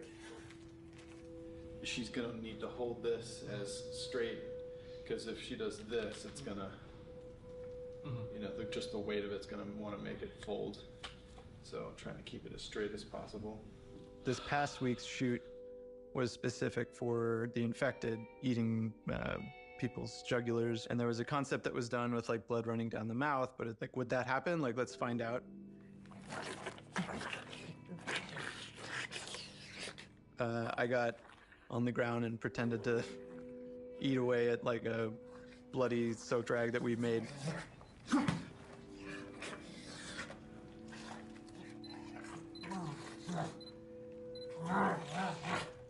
It produced some pretty surprising results because like most of my face got covered in blood. Look up a little, John, but yeah. Teeth? People here will go to that length of trying to make sure that things feel as real as possible. Yeah, we do a lot of crazy stuff here. Nobody gets hurt, but it's really hard to see these characters that you spend so much time with and, for lack of a better word, kind of like, you know, birthing into existence, tortured and abused.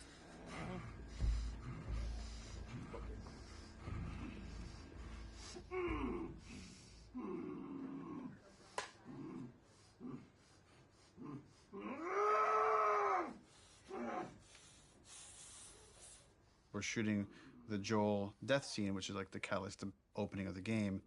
This scene has all of Abby's crew. It's a complicated scene because it's the most actors we've ever had in a single shot. Y'all act like you're hurting us or something. It's because they have.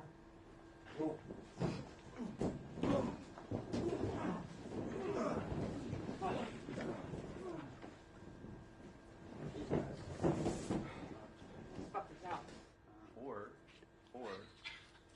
Joel doesn't die. Just me out. Now that you got that, Hold on, sorry, yeah. The minor line So change. then what happens Sorry. is Yeah, all yeah. of us become friends. Knowing what was going to happen and knowing how it was going to happen, I got very fearful. There's so much weight to this scene. This scene has to be right. It's really difficult to reshoot it if we need to. Within the first game, having to call Troy and Hannah back to reshoot Sarah's death was very, very, very difficult for me. The last time I tried to do a big emotional scene, Don't do this, please don't do this, don't do this, don't do this, don't do this, please, God, no. Oh, God, no. that didn't go too well, and we had to reshoot it. Don't do this to me, baby. Don't do this to me, baby. Come on.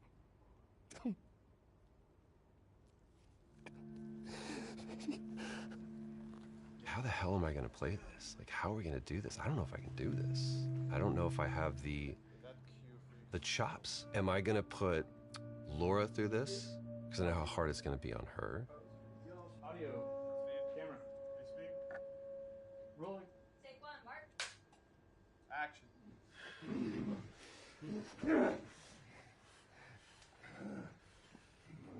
Joel Miller.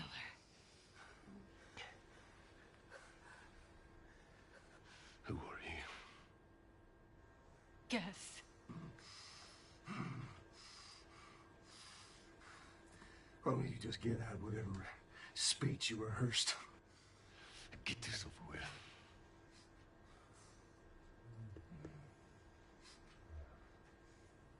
You don't get to rush this. At the end, I really loved what he brought to it.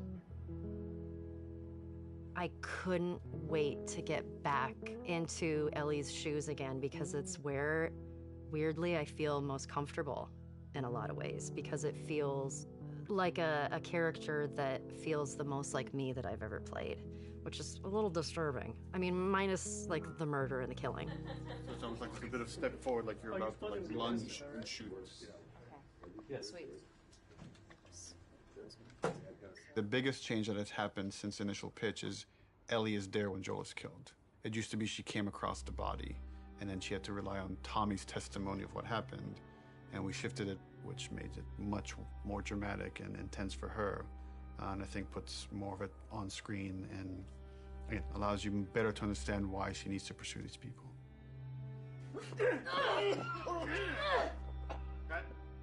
The hardest part for me was looking over at Ashley. No! No! Knowing that Troy was gonna not be a part of it as much was really hard. And knowing that Joel was not gonna be in Ellie's life anymore, it was hard. So much of that day kind of feels like a blur because there were so many feelings involved in it. What I had to do, I felt was very, very little.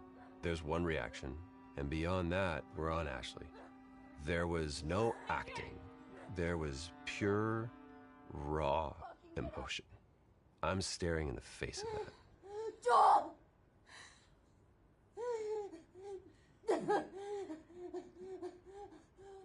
What are you doing this? Get the fuck off me! I'd lost a little bit of my voice. I couldn't scream like as loud as I wanted to, you know, to get that frustration and that sadness out. Ashley was behind, crying, and God. And knowing Abby was taking this away from her was very difficult. And so I was crying when we were filming that scene.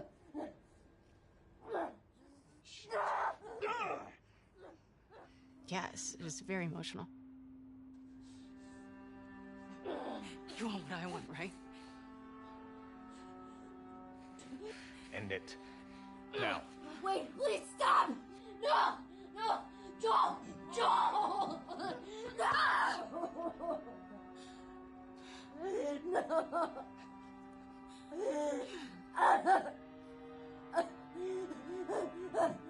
We want him to die in this really unforgiving sort of way. Like, it needs to feel senseless for you to say, fuck these people, I'm gonna pursue them to the ends of the earth and make them pay.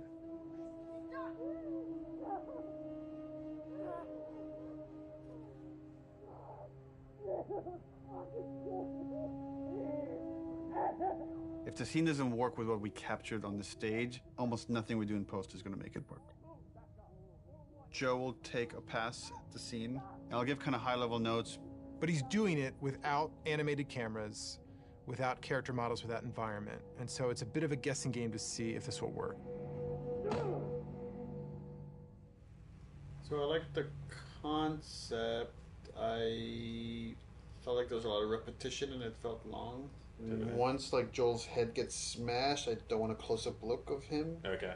You know, what if we could do like the smash from the back of his head? Yeah, I've wanted so just to like you, it'd be like a black shape, and you see like a silhouette change, and like blood starts pouring out, but I don't focus on it. Like I don't see the details. Mm-hmm. When the club comes down and it's just like she's screaming, I feel like we could just take all their audio out and like music could take over. And again, we're trying to build more rage than sadness. That's going to really set up our journey. Okay. I'll come back and there'll be another version of the scene. Okay, play. Joel, fucking get up! Please stop! Please don't pursue. Joel, please stop! No! No!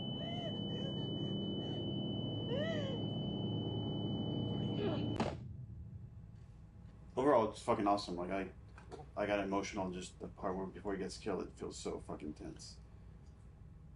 There certainly is still a ton to do. We still have like 45 scenes that haven't even been looked at yet. It's terrifying given our deadline. The process right now is just getting Neil. We just need to get Neil into the room. Which one are we showing first? We've got essentially 3 versions. The one that I did, and this would work with what we're talking about doing with the scene, and then... Close one. I would probably say There are people standing this, here. yours, Mel, or I got bad news. Mel, yours, this. He's canceling? He's canceled. But we had the cameras set. He's supposed to come in. He's the Actually, it's I'll good do we're it. getting this on camera. This is what it's not about. This is what it's about. Yeah, he has some melee stuff to review today. He said let's pick him up tomorrow. So yeah, that's what happens. And so it's like, okay, all right, that's fine. I don't care. I don't care. Yeah.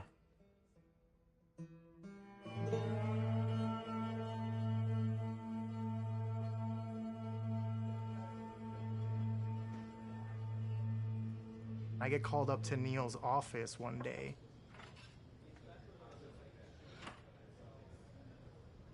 And there's like an empty seat. And Neil just goes like, oh, just sit down. I'm like, oh my God, I did something wrong. And he's like, do you know why you're here? And I'm like, no, are we gonna talk about one of my levels? He goes like, no, you're gonna work on the E3 demo. It's always been a dream of mine, working on an E3 demo, seeing it on stage. Is this a joke? Like, am I getting pranked right now? So speaking of E3 demos, remember way back when you guys said you were going to block that content and then not touch it? How's that go?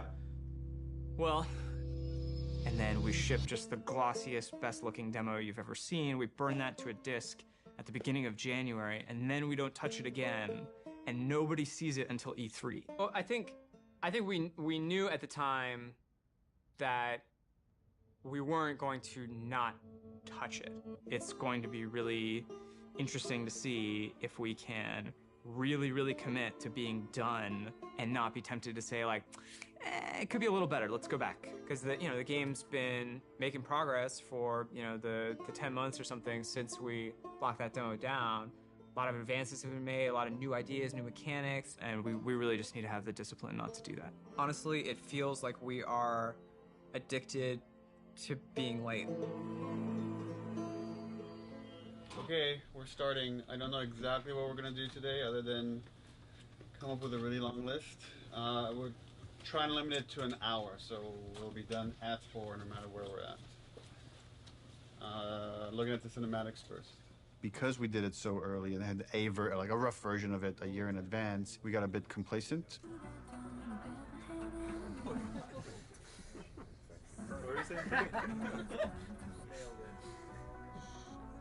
She's but not quite the show. She sure is. Where are we on getting physics on these strands? We are working on it. So for next time? For next time? Yes, absolutely. We didn't scramble to figure out what it is we're going to show. We had the structure of like the festival going into this fight in the woods in Seattle, but it was harder to build the momentum we usually have. And I think that panic just wakes everybody up, and felt like it took us a bit longer to get there this time. So then you go in as if to kill this guy, see somebody over there. Oh, breaks 50% of the time, but use your imagination.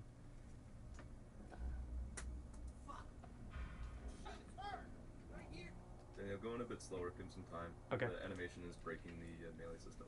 Okay. So like when he starts, yeah. So I'm confident in the demo if we finish it. I'll be frank, it's not looking great. All right, this is totally broken. For next week, let's make sure it's all there so we could actually review it. Yep. Okay, thanks everyone. I feel like this demo is cursed.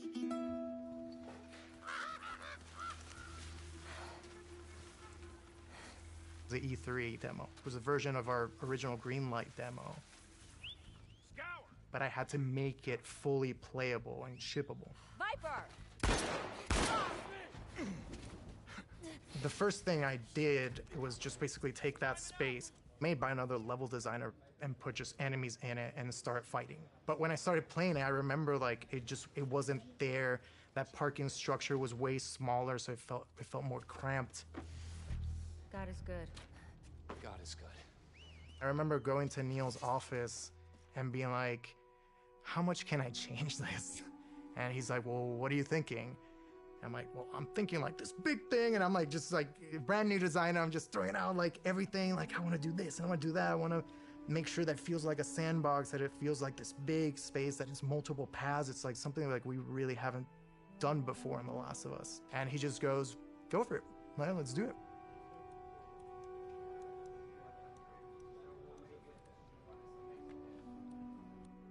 We picked a location in Seattle that essentially is probably the hardest lighting scenario we would have to pull off in the game. I wanted to get the overcast look nailed because so much of the game's dependent on that.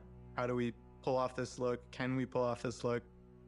Everything felt a little muted, and we were losing kind of that next-gen quality of our engine. Like for a second, we actually turned the sun on in the demo. But we lost the mood of that overcast kind of blue look. That moment was really rough for me. Just felt like years of my life that potentially would have just been like wasted on this pipe dream of a look. Well, we were struggling, like last summer, it was like a fine balancing act. Is this whole thing just gonna crumble? Like, is the whole direction like now gonna have to change for the game, not just this demo? Have I steered this company wrong? Took some really big iterations and tried some crazy ideas, and we came up with kind of a hack. We talked with the programmers and found a few settings that actually gave us exactly what we wanted. It was really like one thing. We faked the sunlight within this kind of ambient look so we could get some directionality of the lighting. That it was like, oh, if we do this one thing, it actually got us the look we wanted. So like, I'm glad that happened. For this game, there was a major push to make a new volumetric fog system. It's not just like a kind of an overlay on top of the screen. That's why it's called volumetric. You feel the volume of it. It's gonna be a little bit thicker near the ground, right? Because there, you know, and you will see grass kind of getting through it. Fog also allows you to see the light. Fog adds atmosphere. Atmosphere brings everything together. Now with this game, we did add recently some new tech that allows us to make some of the water drips more dynamic, meaning that if you have a car, you will see a water, follow the glass, follow the hood, and then from the bumper, you're gonna start seeing dynamic droplets. So that was really cool. And then we can now actually also use this technology to drive blood. Now we can have blood dripping and we have water dripping. The water trail can pick up where is it bloody. And if it's bloody, it can change its own color and start dripping more red. And on top of it, we also clear out the blood. So what you will see is you will see bloody area, you will see water trails going down, and you will see the water trails washing out the blood and picking up the redness and going down. Really, really cool. In the E3 demo, we do want to show our next-gen animation system.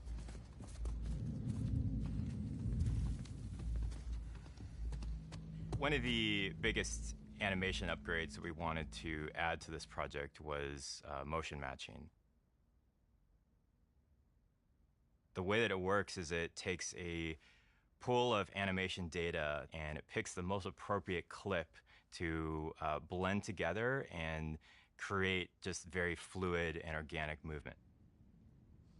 We want these characters to just feel grounded and believable in the world, properly shifting their weight and moving the way a real human would.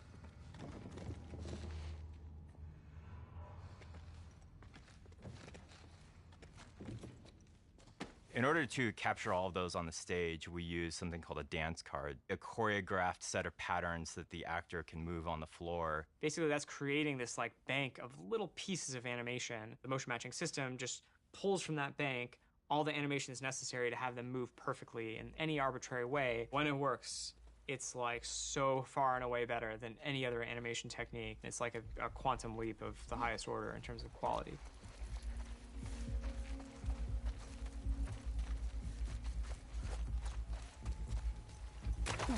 Any one mechanic is not maybe anything you haven't seen before. It's the combination of how it all comes together, the way it works with the animation system. The new stuff we're talking about is like, oh, you can be in grass. She went into the grass. Watch yourself. Like one of the biggest things we do in the demo is jump a gap. It's tough to be like, oh crap, you can jump, you know, like it's like, but it's new to our game. We have to have the best prone mechanic of all time. Yeah, no one's ever seen when I aim in prone and she actually like rolls up on her back and aims like this. Like it can never clip through geometry. Being able to rotate 360 in all directions. It can never like do a janky thing when she's reloading while doing it or aiming in water. There's like an IK thing that like lift her chest and head up and then it gets too deep. Now we're in a special prone underwater moveset thing.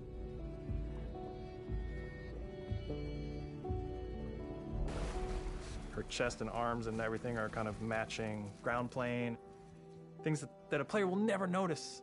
And it's because we like purposely did it.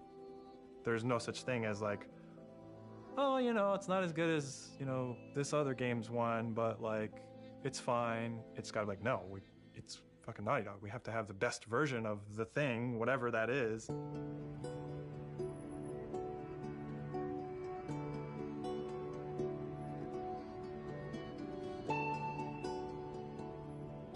E3 overall was amazing. The press conference was in a very different venue. They usually have them in like these big auditoriums.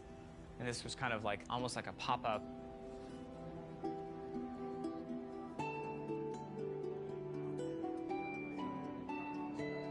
It was more like a theme park idea, but it's like in a parking lot, in a tent, in Los Angeles at downtown. They built the whole crazy church thing, which was pretty rad. It was super cool. It was better than we expected.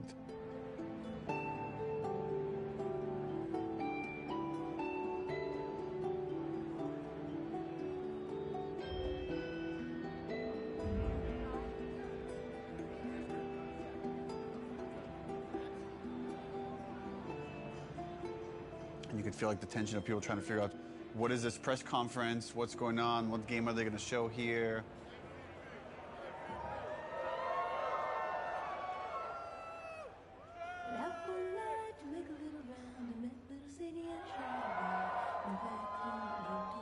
On the Naughty Dog logo, you get this big cheer. On the Ellie reveal, you get this big cheer.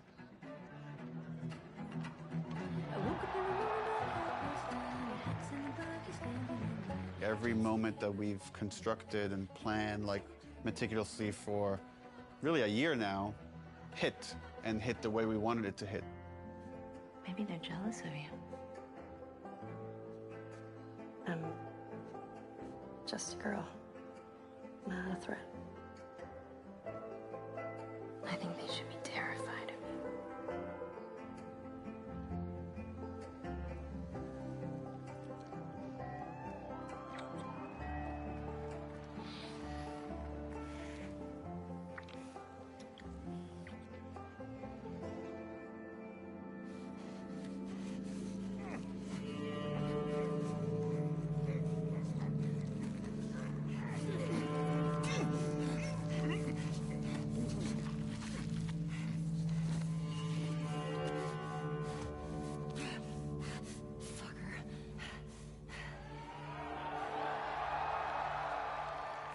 One of the biggest reactions was when the HUD came on. They looked at that forest and thought, there's no way it can look this good. Like, that's impossible. But when we flash the HUD and be like, yeah, that's it. This is the real game. People are not ready for this. Like, this is gonna fuck you up.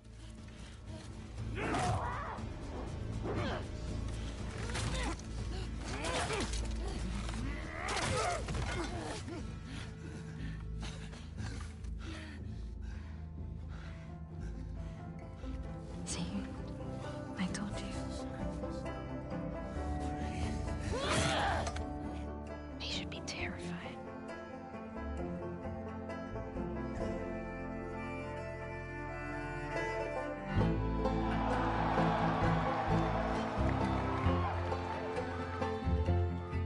It was electric. My skin was like tingling the whole time. Like as soon as it's done playing, I'm like on my phone. And it was wild. It was wild to see it just everywhere. See it on YouTube, see people commenting on it.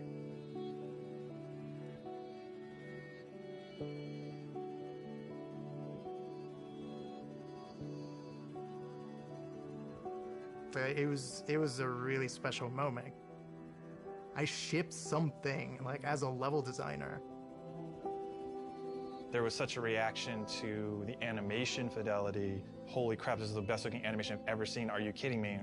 We're on the forums, going through the messages, seeing how much people think it's amazing. Someone's like, sort of cynically, that our stuff was fake.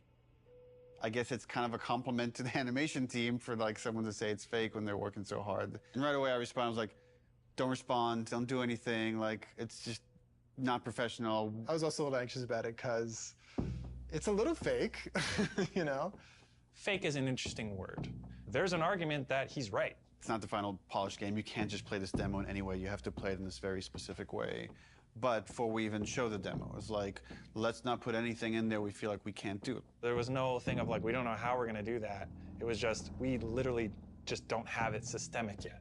You know, like systemically, a guy pulling you out from underneath a car, we didn't have that hooked up yet.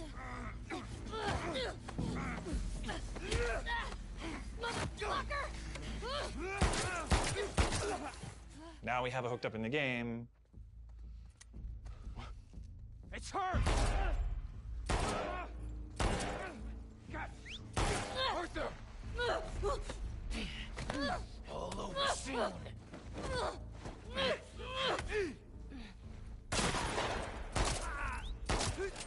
Ultimately, as we're building the rest of the game, if anything feels like it's not the right call for the game, we don't mind changing it. Like, we had certain things in the demo for the first Last of Us where, like, Joel picks up a pistol and takes out individual bullets from it and then pockets it. And, like, we could have done that, it just took too long. So for gameplay purposes, we cut that out. I was talking to other animators and they were like, yeah, man, they think it's fake. They have no idea. Like, it's awesome. The same animators who made this demo are gonna make the final game, so like, I don't know what you're talking about.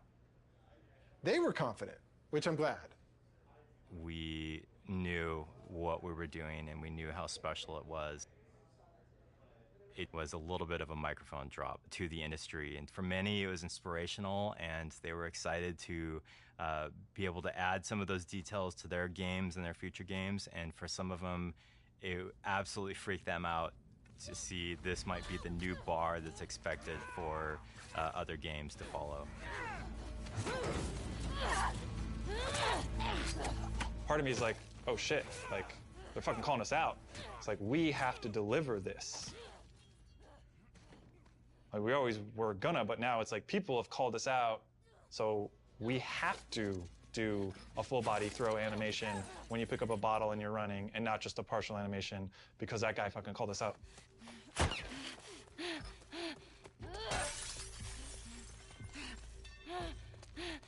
The real challenge is making the whole game look as good as this one controlled situation. We come out of E3 and hopefully we've set the standard for this, what the rest of the game needs to feel like.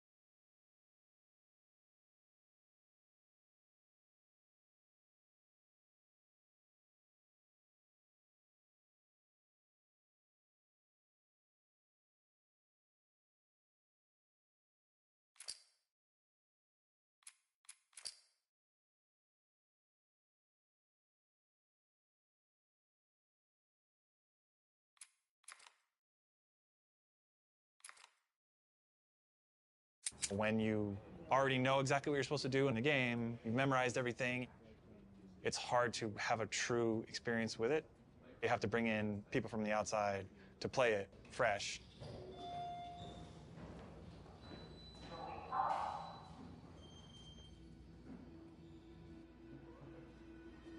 And so we try to start playtesting as early as possible. We've got testers in bright and early. They're going to start playing the game. They're actually just right across the hall over here.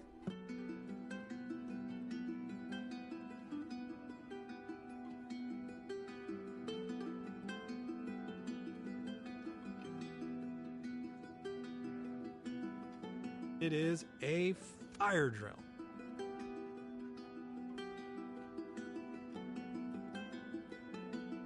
Because things have to work.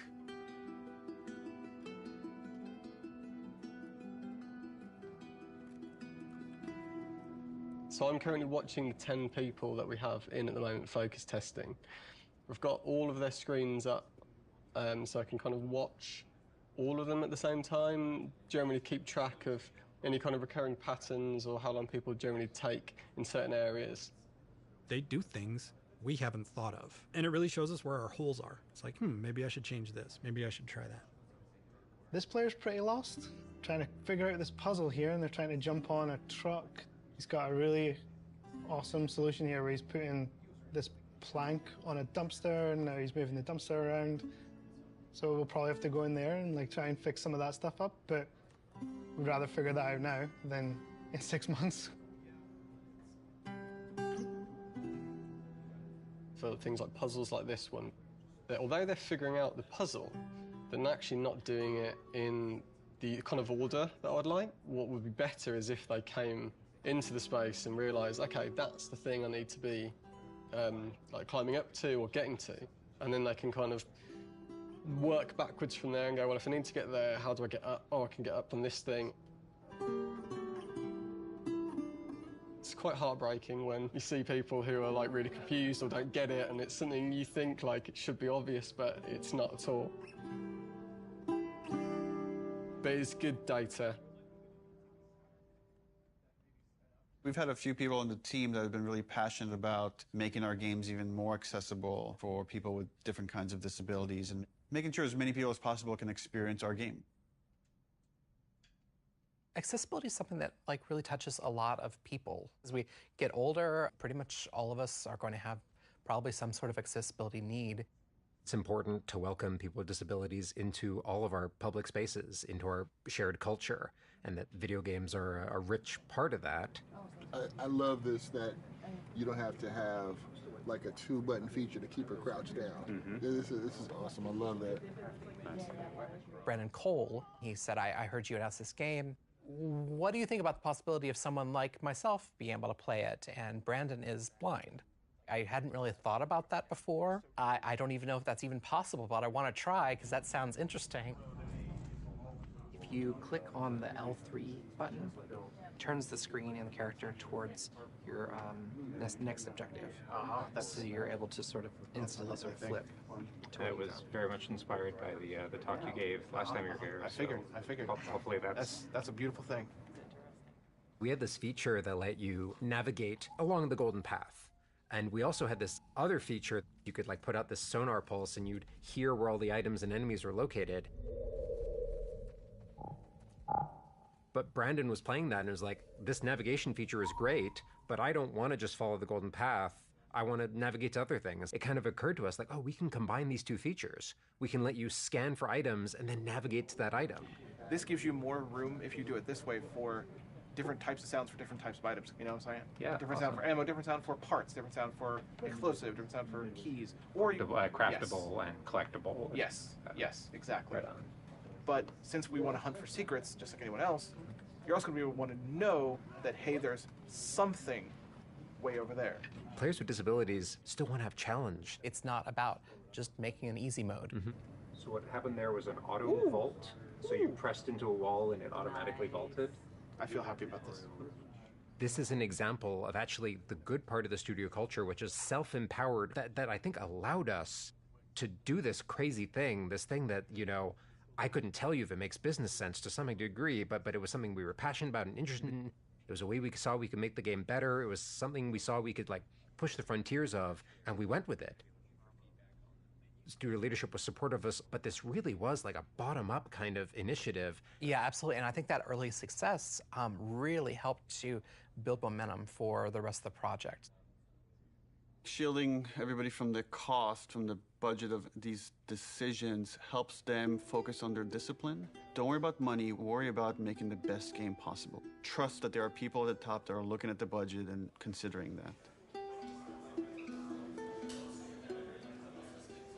At a certain point in the project, we start offering dinners to the team. And it's kind of like an acknowledgement of like, okay, there's a lot of hard work to get done.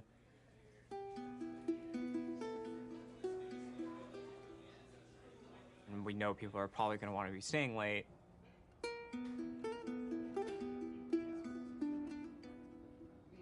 Now we are crunching. This is crunch.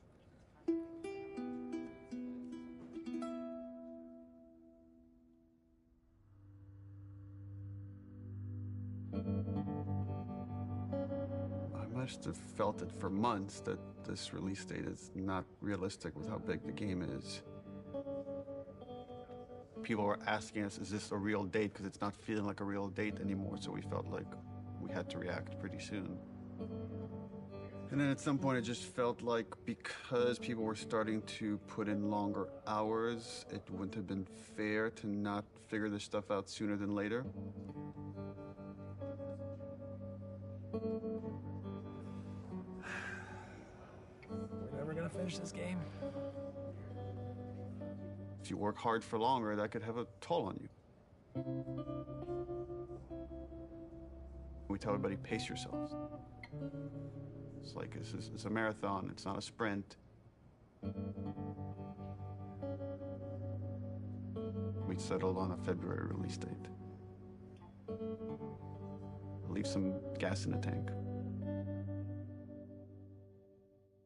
Right now, we are dancing a very intricate and dangerous dance. We have something like 6 months left to finish the game. And we are also showing a demo to the press. The longest playable demo we've ever done. 2 separate levels of the game. A level towards the beginning of the game where you play with Dina on patrol outside of Jackson. And then the second part of the demo is in a level that's super duper challenging. Ellie by herself, murder mode. So what we're doing for the press in 9 weeks is really those 2 levels of the game. It's unlikely that we're going to need to touch them again until the game ships. That was really the only kind of demo that we could do at this point that would still help further our production goals as well as give us this like marketing boost that we need. The more we talked about it, the more we convinced ourselves, okay, this would actually be a good time to just put out a trailer. Building these 2 major demos and a trailer next to the rest of the fucking game. And it felt impossible early on. I mean, it's the thing that's always hard for us to polish. You review these things and we're looking at all these tiny details. It's like, even that shot of Jackson is like, where should the trees be? How much fog should there be? How much sun should there be? How should the sun hit the clouds? How we get all these civilians, the kids, do they have the proper gear? Are they wearing the right clothes? Is the tractor leaving tracks on the ground? That kind of crazy detail can only come through all these departments coming together and rising a level of quality.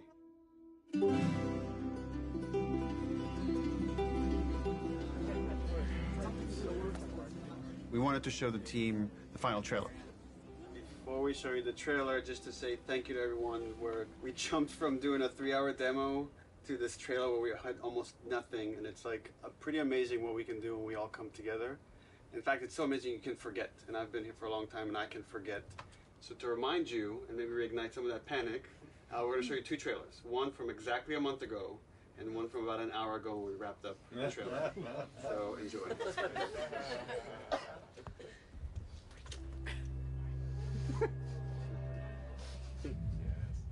who decided to join us. All right, you all know the drill. Dina, where are you?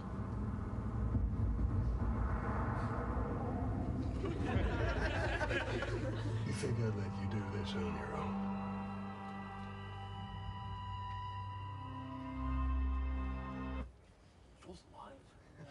It only gets one clap.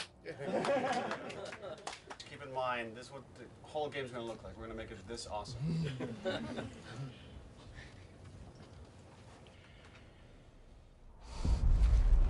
You can't stop this. This was a good reminder. Look, when we come together, when we rise to the occasion, when we do this thing that people outside the studio talk about, like this Naughty Dog magic, this is what it looks like. So when you look at parts of the game that aren't there yet, know that we could get there in a pretty short period of time when we're so focused.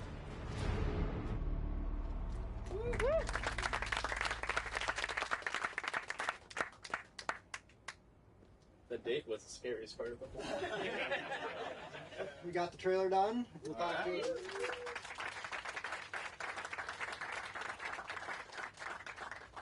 Just wanted to take this moment to run through the events of Outbreak Week, which is when the trailer is going to debut. We are going to be having the big press event in Koreatown at this giant warehouse. We're actually having 80 journalists from all over the world come. We got made sure very comfortable chairs for 3 hours.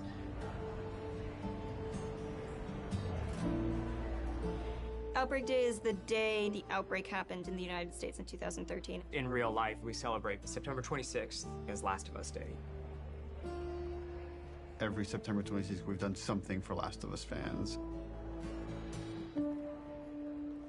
When people play these two sections, which are very different, I hope and I feel that both of them are equally impressive.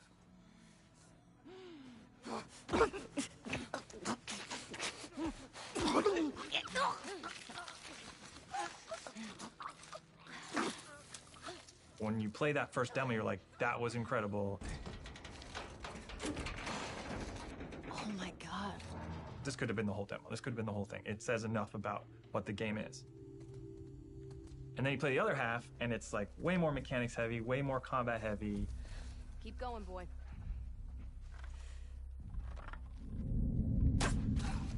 There. In the highest level of how Naughty Dog is perceived as a company, it's that we're story first and mechanics second. A lot of it is, I think, proving to the press and proving to people that, yes, we can do both. I want people to walk away and say, this is the best controlling, this is the best feeling third-person shooter. It's on the level of the best action stealth games you've ever played.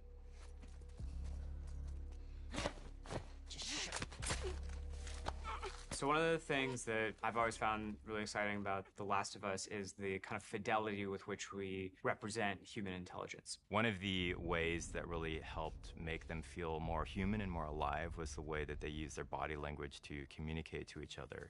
Everybody spread out. We may have multiples.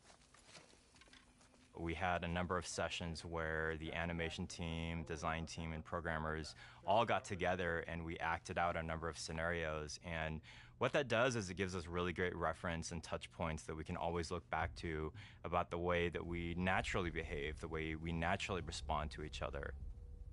And those are the types of details that we want to weave back into the game. Someone took out Zoe! Who the fuck's out there? Sweep the whole goddamn street. Our NPCs are named so that you understand these people have relationships. They want to get revenge on you. It's this little mini loop of the whole premise of the game.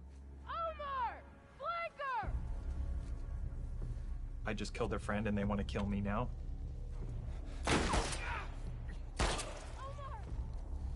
There's a cost. You killed that person. His friend now feels a loss. You know, his dog is now alone.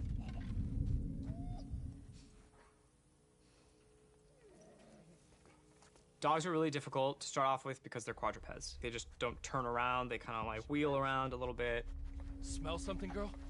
The main concern we had is how is it that we can actually get a dog to perform a dance card on the motion capture set? And when we finally brought them on set, it was just incredible what these dogs were capable of doing and what the trainers were able to accomplish in a short time. Jump! Oh, there you go. They move extremely quickly. So they're super hard to shoot. Fuck! They are very low to the ground. You have like these attacks that are designed to go up here, and now you have to kind of do them down there. Killing a dog has gotten people more like upset than anything else in the game, than hanging people, than eviscerating people. We're gonna break new ground in dog murder.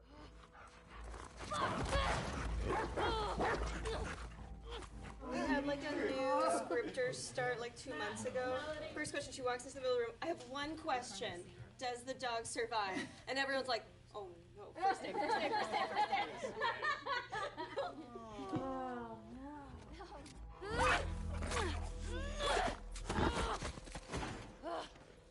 So we killed it, and then you have to love it knowing that it's already dead.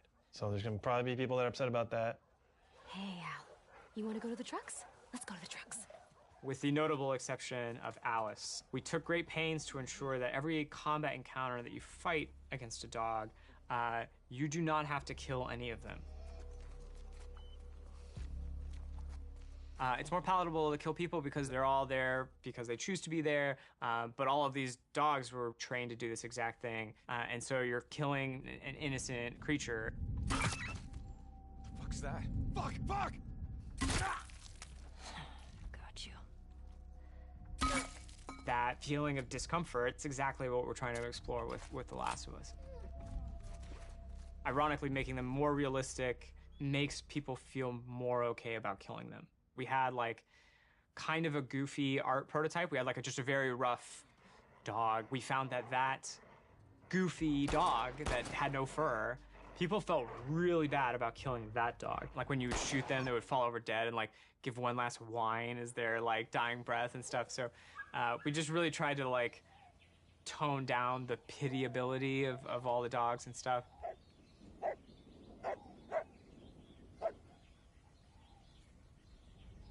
The best sound in most games are the stuff you don't notice. The Foley in the game is extremely detailed.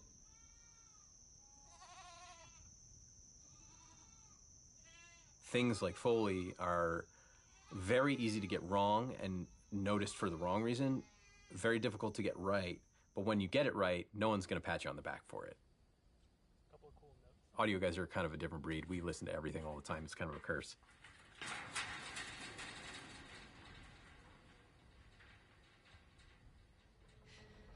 Our ability to use pre-recorded assets from a library that's like commercially available has been diminished almost entirely because we have very specific needs. Do one more of those.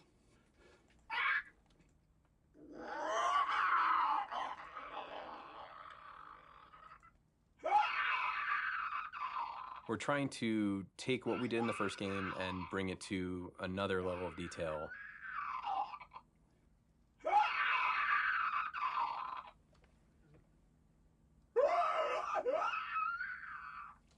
Yeah, play with that a little bit. Like mixing that tonality in is cool. Yeah, yeah.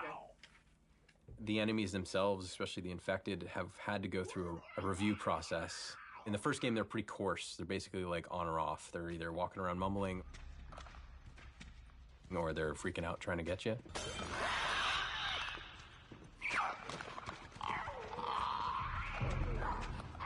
And so now we've developed sort of this like murmuration breath system that allows them to have a much more natural flow between being agitated and not.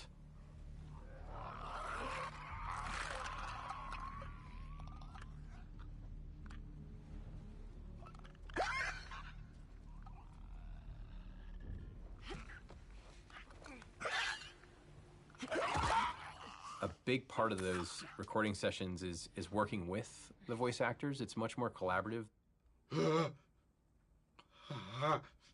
Yeah, that's cool. I kind of want to see what your more natural voice sounds like. You're basically trying to coach people that they're not zombies. Yeah, now imagine sprinting. Running out of breath. No, that's oh yeah, cool, dude. man. Yeah, take your time, man. That's really great. One of the folks that we worked with, the sounds he was able to generate from himself was unlike anything I've ever heard before.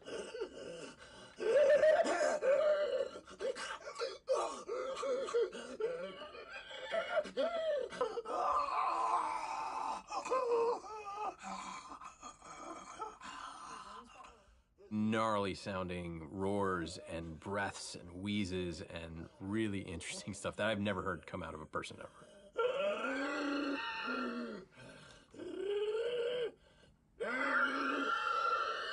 Sound is, we're inherently post-production on a lot of this stuff. We kind of just have to be jamming, and we have to be as prepared as possible, and that's what we try to do. A lot of stuff is yet to come for us, which means there's not a lot of time left, which means that it's going to get really intense. It gets really intense for everybody, but for audio in particular, we'll be here late.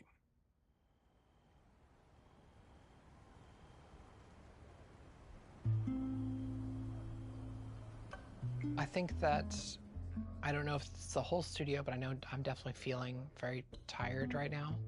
I'm feeling a little burned out. I'm realizing that I can't put everything I have into these games as much as I was able to when I first got here. It's pretty unanimous that this game is really big, where it's bigger than we'd like it to be. The Last of Us Part 1 is small compared to this game.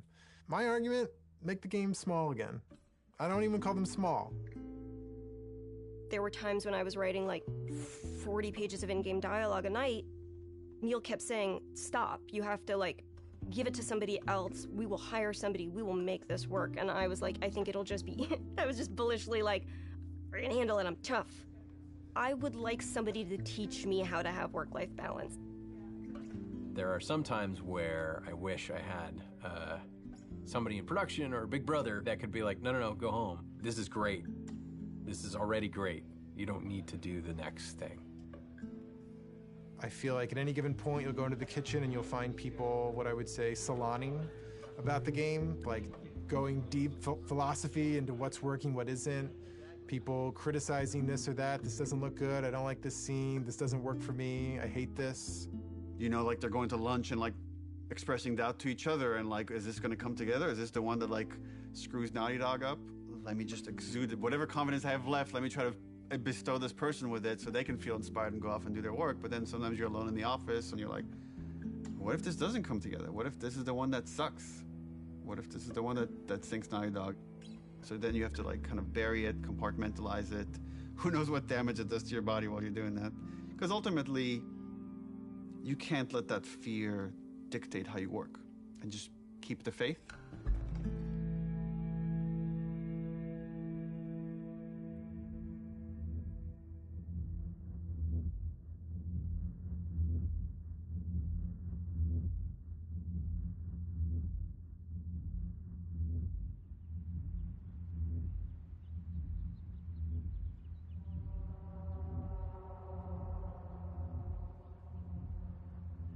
The game was just about done, was content complete. We were fixing bugs when there's these like rumblings of this pandemic happening. Like I remember when this COVID shit hit and we're like, bro, really? Like for real pandemic? You know, at first it feels like, oh, this is nothing we need to worry about. And then all of a sudden you do have to worry about it. And like, are people going to want to play a game that takes place in a pandemic when there's a real pandemic? We had never worked from home ever. Naughty Dog was actually strictly against working from home. We did not have the infrastructure set up at the studio to work from home. And it's because we were so intense about security and leaks that all of our data, including our emails and our chats and IMs, it all had to be on a server inside the building.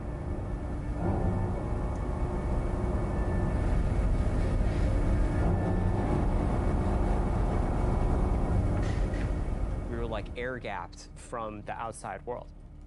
The operations team, the IT team, our engineering team, they all had to coordinate in a very short period of time to get us working from home. We don't even know when the game can come out. Sony was like, we don't know if we can physically ship this product with like the supply chain and stuff. We had to come out and say, the game can't come out in this date, and we don't even know when it will come out. It's delayed indefinitely. So a lot of our most hardcore fans are angry with us. Around the same exact time, we started having these leaks. We're like, we didn't put out this video. Like, where is this coming from? It's a video from one of our reviews. So you could hear the notes, and people that can't attend the meeting can watch it after the fact. We store all these videos on our server. Did it come from the inside? Someone with a Naughty Dog? My first thought was, this isn't like a developer leaking this, isn't it? This isn't someone on the team. It's this person in the Netherlands downloaded terabytes of videos through a back door in the server. And then this is where we made a fatal error. Let's close this back door. And then this person put out everything. A video goes up on YouTube, and I don't remember what the first video was, but it was something relatively benign. But they weren't like super important scenes. You know, they were like little clips, and it was like, okay, that's a little weird. What is that? All out of order and stuff. And I was like, oh, that's bad. And you kind of wanted to just say, stop, wait, don't watch it. Like, you're gonna ruin things for yourself. There's YouTubers I've watched for years, and they're making entire videos, and the title is like, fuck Naughty Dog. And fuck The Last of Us Part 2. There's just all this negativity and no positivity because no one has played the game. They just have these videos out of context and all these rumors mixed with them. Abby is playable. They thought Abby was trans because she has muscles. Here's the ending if they kill Ellie. And then it just turned into this whole political thing. Oh, Naughty Dog's, they're just doing this political shit. And then I get this text from Evan. They just posted Joel's death. And my heart sinks. I can't even describe this feeling. It's just this like dread. It's almost like you just heard someone you care about died. I don't know, that's the closest I could come to. I thought Troy would be looking at that and be like, you see, you were wrong. He said, do you think we did the right thing? And I said, I don't know, Neil. I haven't played the game yet. I was livid. I was real angry. I'm bombarded with hundreds of negative comments, death threats, anti-Semitic comments. It's putting me in a deep depression. There's some stupid stuff that's like, you're a feminazi, you're whatever shit like that, but it's like some stuff was really like, you know, disturbing. The hatred, I think that was behind it. I was sad. Like, there were a lot of days where I would just cry. Every time I went online, it was just, that's all I saw was death threats and threats of violence. And the worst of it, the really like hardcore death threats got passed along, and they, you know, made sure that they weren't anyone that like lived close by. Yeah, they were like threatening my son, you know, who was born during all of it, and yeah, it was rough. It was rough. But, you know, more than anything, it just kind of like,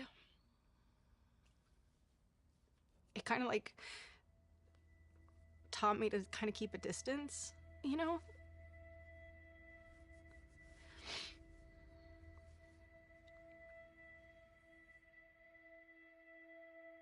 This thing that I spent 4.5 years on, it's kind of getting violated. And then for 2 months before release, there's like nothing you can do. You can't release the game sooner because it's not done yet.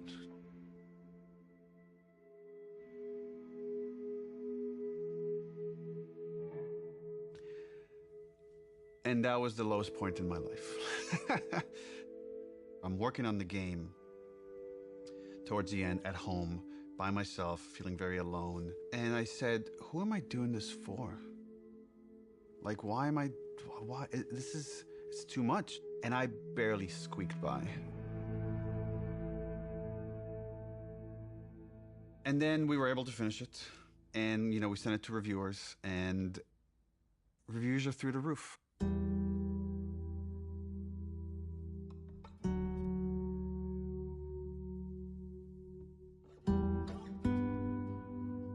And I called Troy, and I said, like, dude, I'm sorry. I feel like I failed you. And he's like, what are you talking about?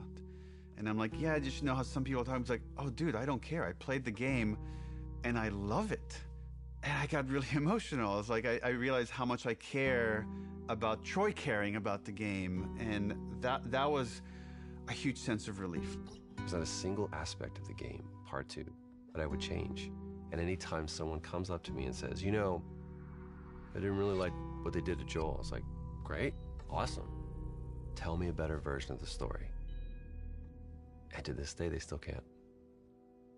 It was a traumatic experience for myself and many people on the team, and the kind of hate we got because of those leaks will stay with me forever. And I can't even describe how angry I was of what the damage this person did to us. I want them punished in every sort of way. I wanted this to be this villain. And this person is like, you know, in their 20s or whatever. They live with their parents. And it's a fan.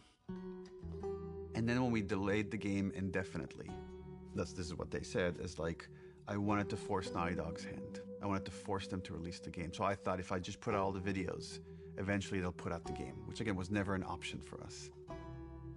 And I remember sitting there, sitting in my anger, and then slowing down and just saying, okay, if anybody should take the lesson from Last of Us Part 2, it should probably be us. Just let it go.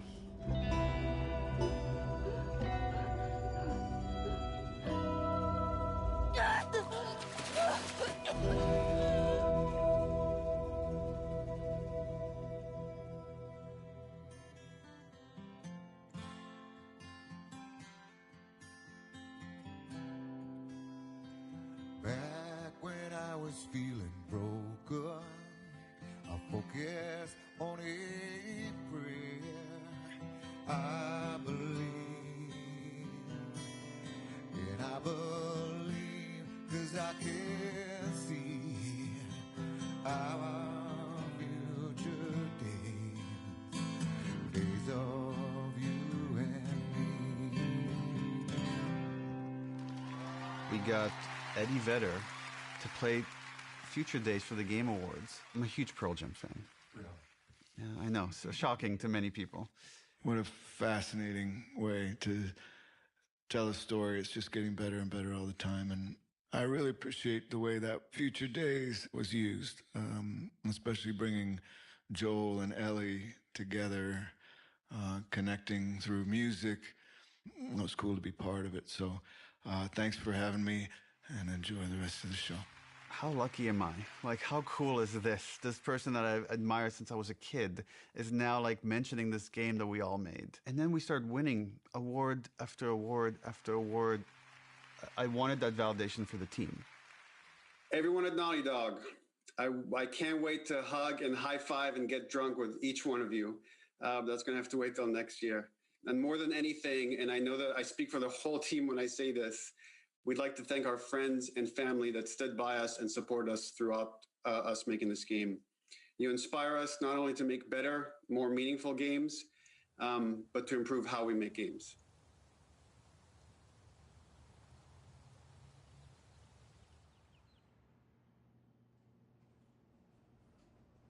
The pandemic kind of brought up that question of like health and mental health.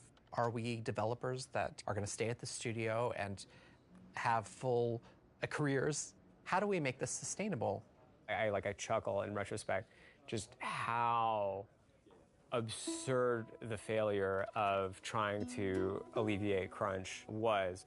If you have great processes and you're super organized, that doesn't fix crunch. What that does is it allows you to make a bigger game.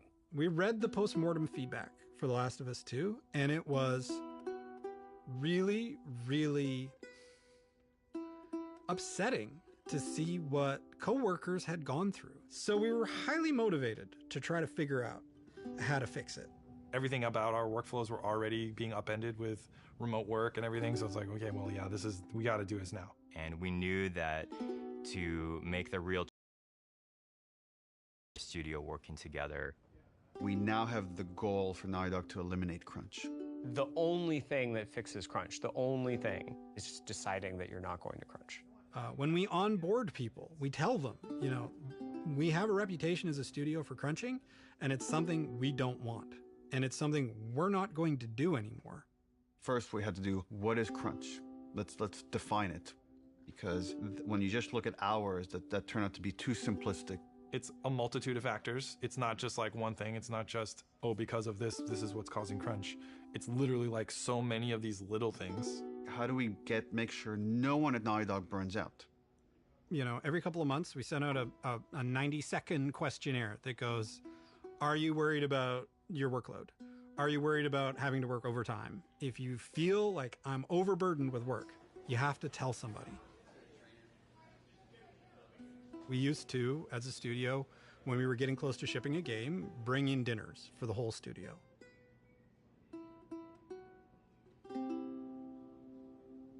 We don't do crunch dinners anymore. Being able to work from home is hugely helpful for me, from my mental health of like, you know, my daughter's there, my wife is there. Hybrid is really the sweet spot because I think the benefits have just been enormous. In the past, our leads, our managers, were the people that were best at their craft, but not necessarily the best managers. So we created the role of principal. We really gave people the choice, like, do you want to make stuff or do you want to lead and manage? And Arnaldo is now a lead designer here. Now I'm responsible for a team, and I really enjoy that. And being able to share that knowledge and kind of work with someone, even if they're more experienced than me, and it's been great so far.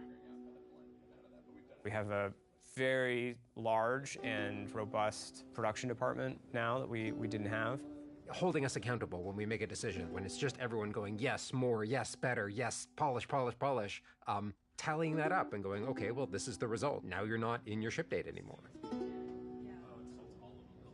It feels so much like a different studio. I hope that we can keep changing for the better and make sure that we're making the games that we want to make, that we're really passionate about, that we don't stop doing that.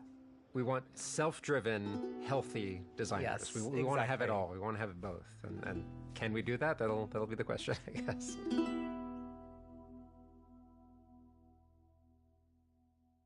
The HBO's thing has been a wild ride.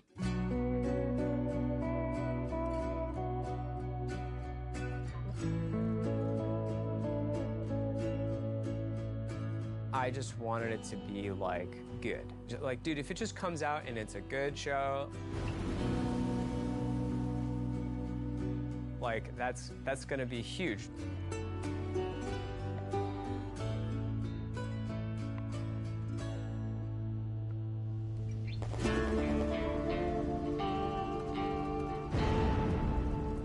I'm sure it will be very different when I actually see Abby being portrayed.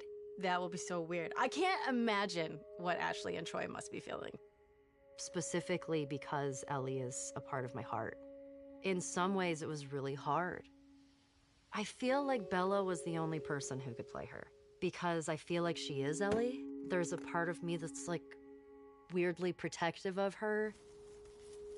I remember when Neil told me, like, we found Joel. I was like, he wasn't missing.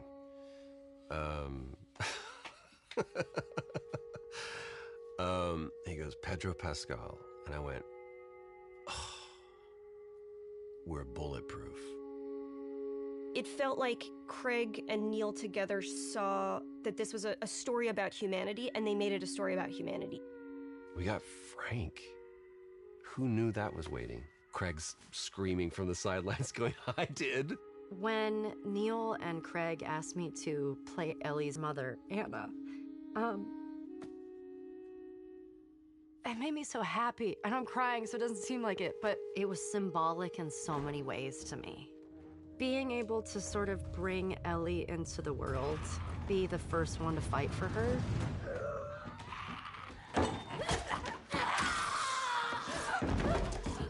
It breaks my heart. It felt like on the other side, we could get this story to people that will never play a video game. My mom is watching the show, and like, she can enjoy this story and she can be a part of it. And she's so excited working on season 2 and getting to see that.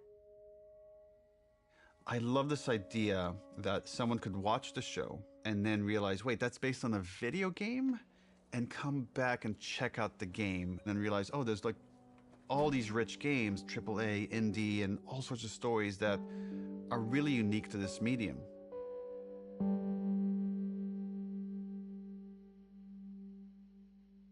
I did some other interview where someone asked me, about The Last of Us and would there be any more stories or something. And I mentioned, like, you know, we have written a story that takes place after Last of Us 2 that stars Tommy. And I hope one day we get to make it. And the headlines across the industry were like, Naughty Dog has outlined Last of Us Part 3. And that's actually wrong. It was always a small story. It was never like a full title. At the time, we had higher priorities at Naughty Dog, was like to fix our pipeline, to fix work-life balance issues. Just based on where we were, I didn't want to prioritize this story, so that story was shelved. And I still believe one day it will see the light of day. I don't know if it'll be a game or a show, TBD. First game had such a clean concept of like the unconditional love a parent feels for their child. The second one, once we landed on this idea of the pursuit of justice at any cost, justice for the ones you love, it felt like, oh, there's a clean concept here, and there's a through line from the first game about love. If we never get to do it again, this is a fine ending point. And right, last bite of the apple, the story's done. The great thing about working at Naughty Dog is that we don't have to. It's always like, we would love another Last of Us, but if you guys feel like we're passionate about something else, we'll support this other thing. Very privileged position to be in. I never take that for granted. I've been just thinking about, okay, is there a concept there? And for now years, I haven't been able to find that concept. But recently that's changed. And I don't have a story, but I do have that concept that to me is as exciting as 1, as exciting as 2, is its own thing, and yet has this through line for all 3. So it does feel like there's probably one more chapter to the story.